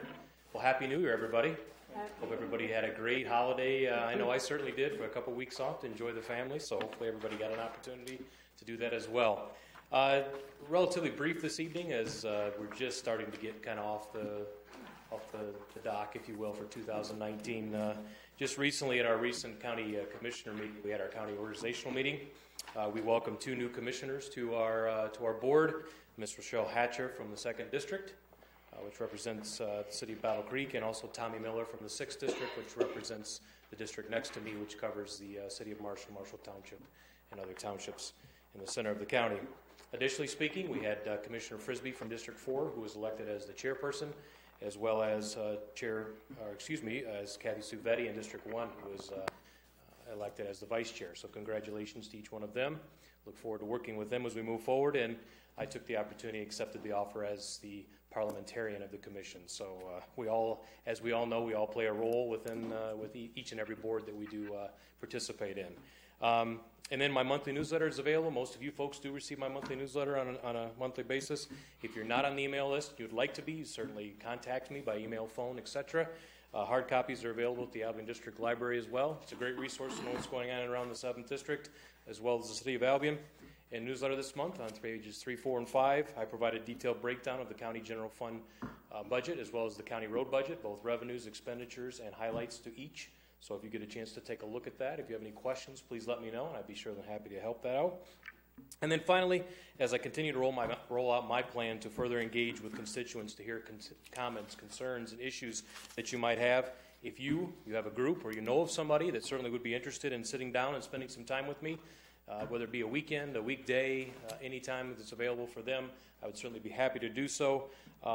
Contact me by Facebook, email, or phone, and I'd be more than happy to do so. Because again, we know there are many issues, concerns, and challenges that we all are facing, and whatever I can do to assist is at the top of my list in terms of our priorities. So, that being said, it's always great to be with you each and every month, and again, Happy New Year, and look forward to a great 2019 working with each one of you. All right, thank you very much. Have a good evening.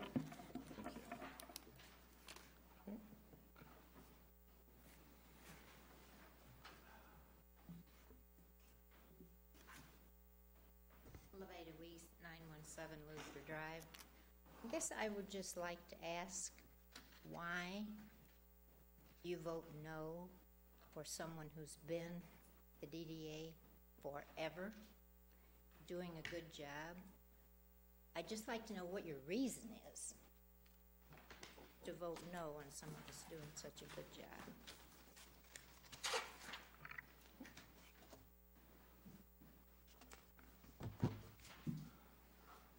Are there any further public comments? Okay. City Manager's report.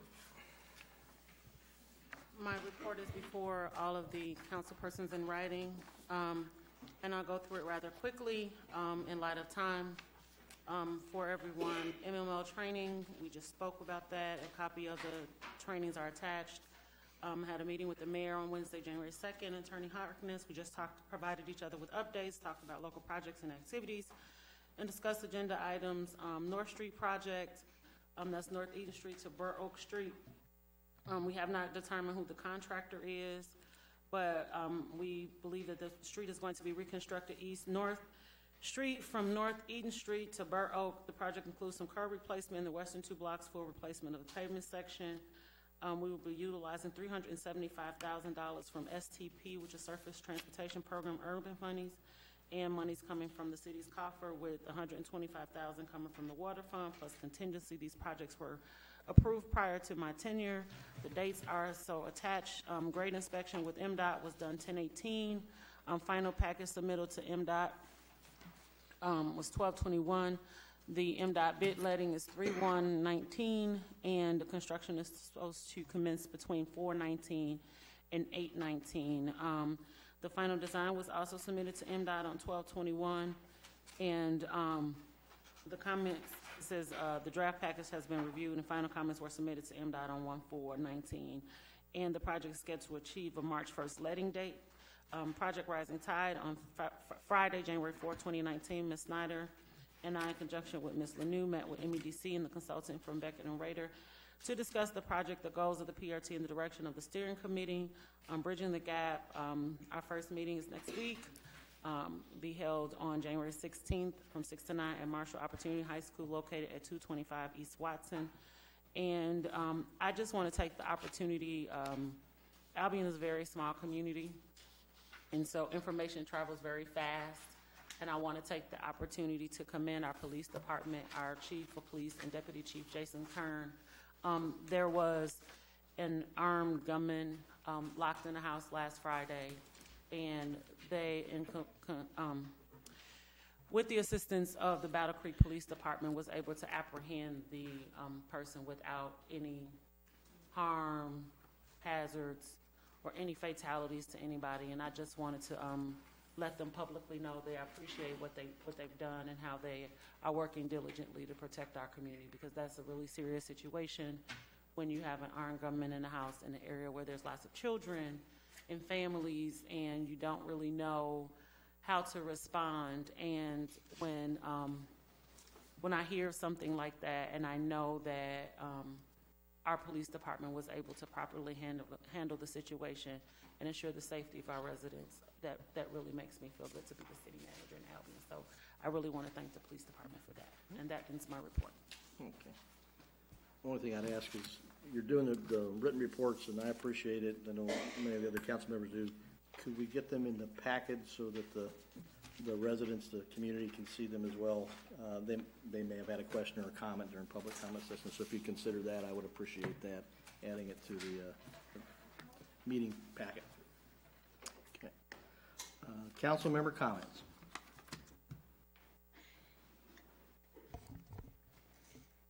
Councilmember Lawler. Thank you, Mayor. When I ran for this seat, I promised my residents that I would take any of their concerns that they may have and bring it back to council. So with this question, that is exactly what I'm doing.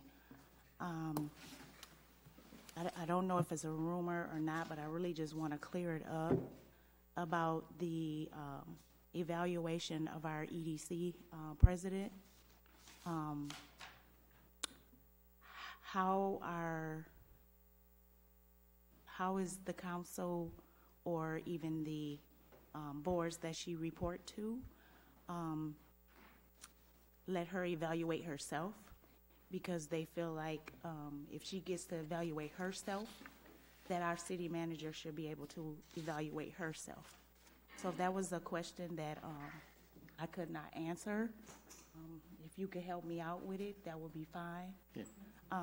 Another question that was raised to me was about the two that were appointed to this board, and them not being able to see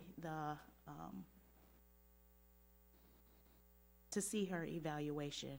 And if they were not able to see her evaluation, it is asked of me, was our mayor able to see the evaluation? So can you help me? Yep, I can help you with both those. Okay, so first, the question about the EDC president and her evaluation. It is a normal process, and I would assume that it was done for city manager previously, and I'm assuming it's going to be done for this city manager, that the EDC president was asked to do a self-assessment. That's a normal human resources process. The existing standard practice, past practice that's in place with the EDC Board of Directors is there's an executive committee of 4 of those board members. This is an action that was taken before I was appointed, and before the city manager was appointed, and before Councilmember Brown was appointed.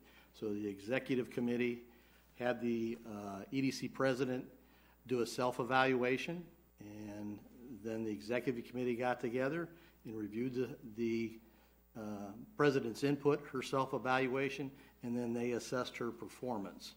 Okay, and they went through that process, and then what was voted on and what came up at the EDC board meeting was not the evaluation of the president, because that's done by the executive committee, but it was a vote whether or not to approve a 5% pay raise based on successful performance. And I would add that there had not been any other pay raises for the president of the EDC, so after 2 years, so it was a 2-year period, and the vote that the board took, which I participated in, and others did too, was whether or not to approve the executive board executive committee's recommendation of a 5% pay raise. Okay, and so that's what those two are about. And the second concern, I apologize. What was the second concern? About the evaluation, the two that were appointed, why were they not able to see it, and was you able to see it? Okay, so what I was trying to explain is that what the board voted on was on a 5% pay raise because the evaluation happened by the executive committee, and what the president of the board committed to is that they would come back and make that information available. They didn't have it with them at the time, so there's no attempt not to let anybody see it. No, I haven't seen it, but I did not see it, but that wasn't what we voted on. That answer your concerns? Yeah, thank you. You're welcome. Councilmember Williams. I just was going to ask, the EDC's performance appraisal is foilable, correct? I'm sure. Okay, I was just wanted to ask. Councilmember Brown. Thank you. Fair questions, Councilmember Lawler. It's from my residents. I mean, fair questions. Whoever they came from, they're fair questions. I just wanted to add that, in addition to what Mr. Atchison said regarding Mayor Atchison, please. In addition to what he said regarding the vote being on a 5% pay increase, that is true, but that 5% pay increase was based on the performance evaluation that was done by the director. So I just wanted to, kind of tie that in as well. Thank you. Welcome. Any other comments by council members? Councilmember Williamson. Yes. Okay. So I have a couple things.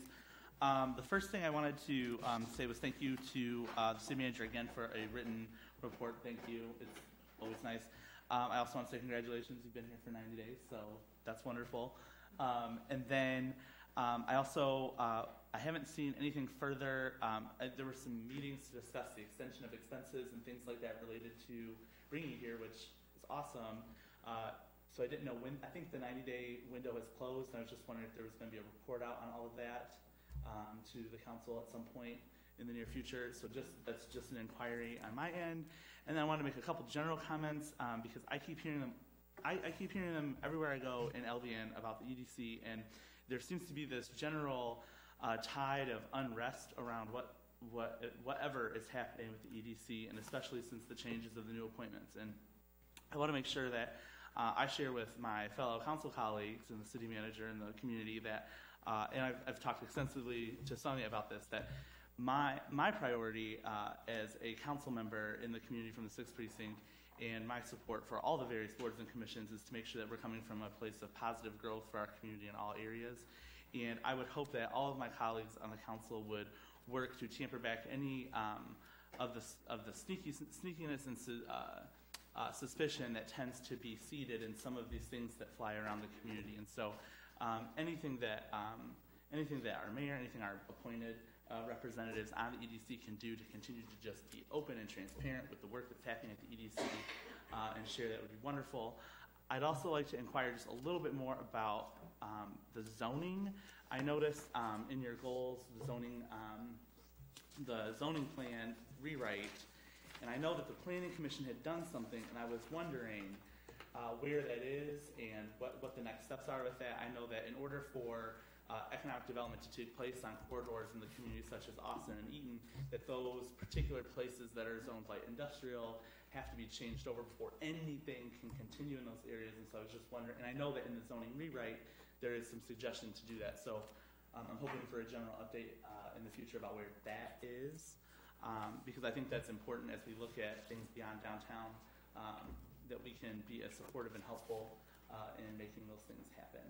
And I'd also like to know what the working relationship is between EDC president and the city manager, and know where that is moving forward, because I know that as things change and as opportunities become available for our community, as they have over the last few years, it would be nice to hear how that is being done in conjunction with the city, because we all have to work together to get things done. So thank you. Yeah. Councilor Breed. Just one thing, this was left at my table, for me. It was a letter that a person was explaining to me some things that was going on in the precinct that they thought I should know. But you didn't put your name. And if you put your name, then I can work with you on it or find out, what you're doing. But if you don't put your name, I've got what you said, but I don't know what else to do for you. So, if you got my number, give me a call, and let me know if I can help you out.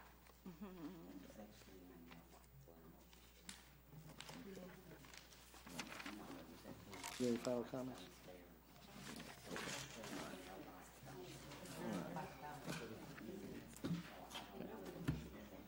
Any final comments from council members? Okay. In light of the fact it's getting late, I would say that things moved along fairly well this evening. I think we're beginning to work together okay, and we'll make progress on that. I think it is, we have more room to grow, more progress to make, and we need to commit ourselves to that. And Councilmember Brown, I will be giving you a call so we can discuss the board appointments. And I would ask that when we're going to vote against things that we make sure we articulate why we're not, so that if there's room to discuss that and reach consensus, that we have the opportunity to do that. So is there a motion to excuse council members, which there are no absent council members? So we'll do the roll call, please. Councilmember Reed. Brown. Lawler. Yes. Spicer. Yes. Williamson. Yes. And Mayor Atchison. Here. Okay. Is there a motion to adjourn? Okay. And seconded? All right. It's moved and seconded. All in favor of adjourn, say aye. Aye. Opposed, say no. Okay.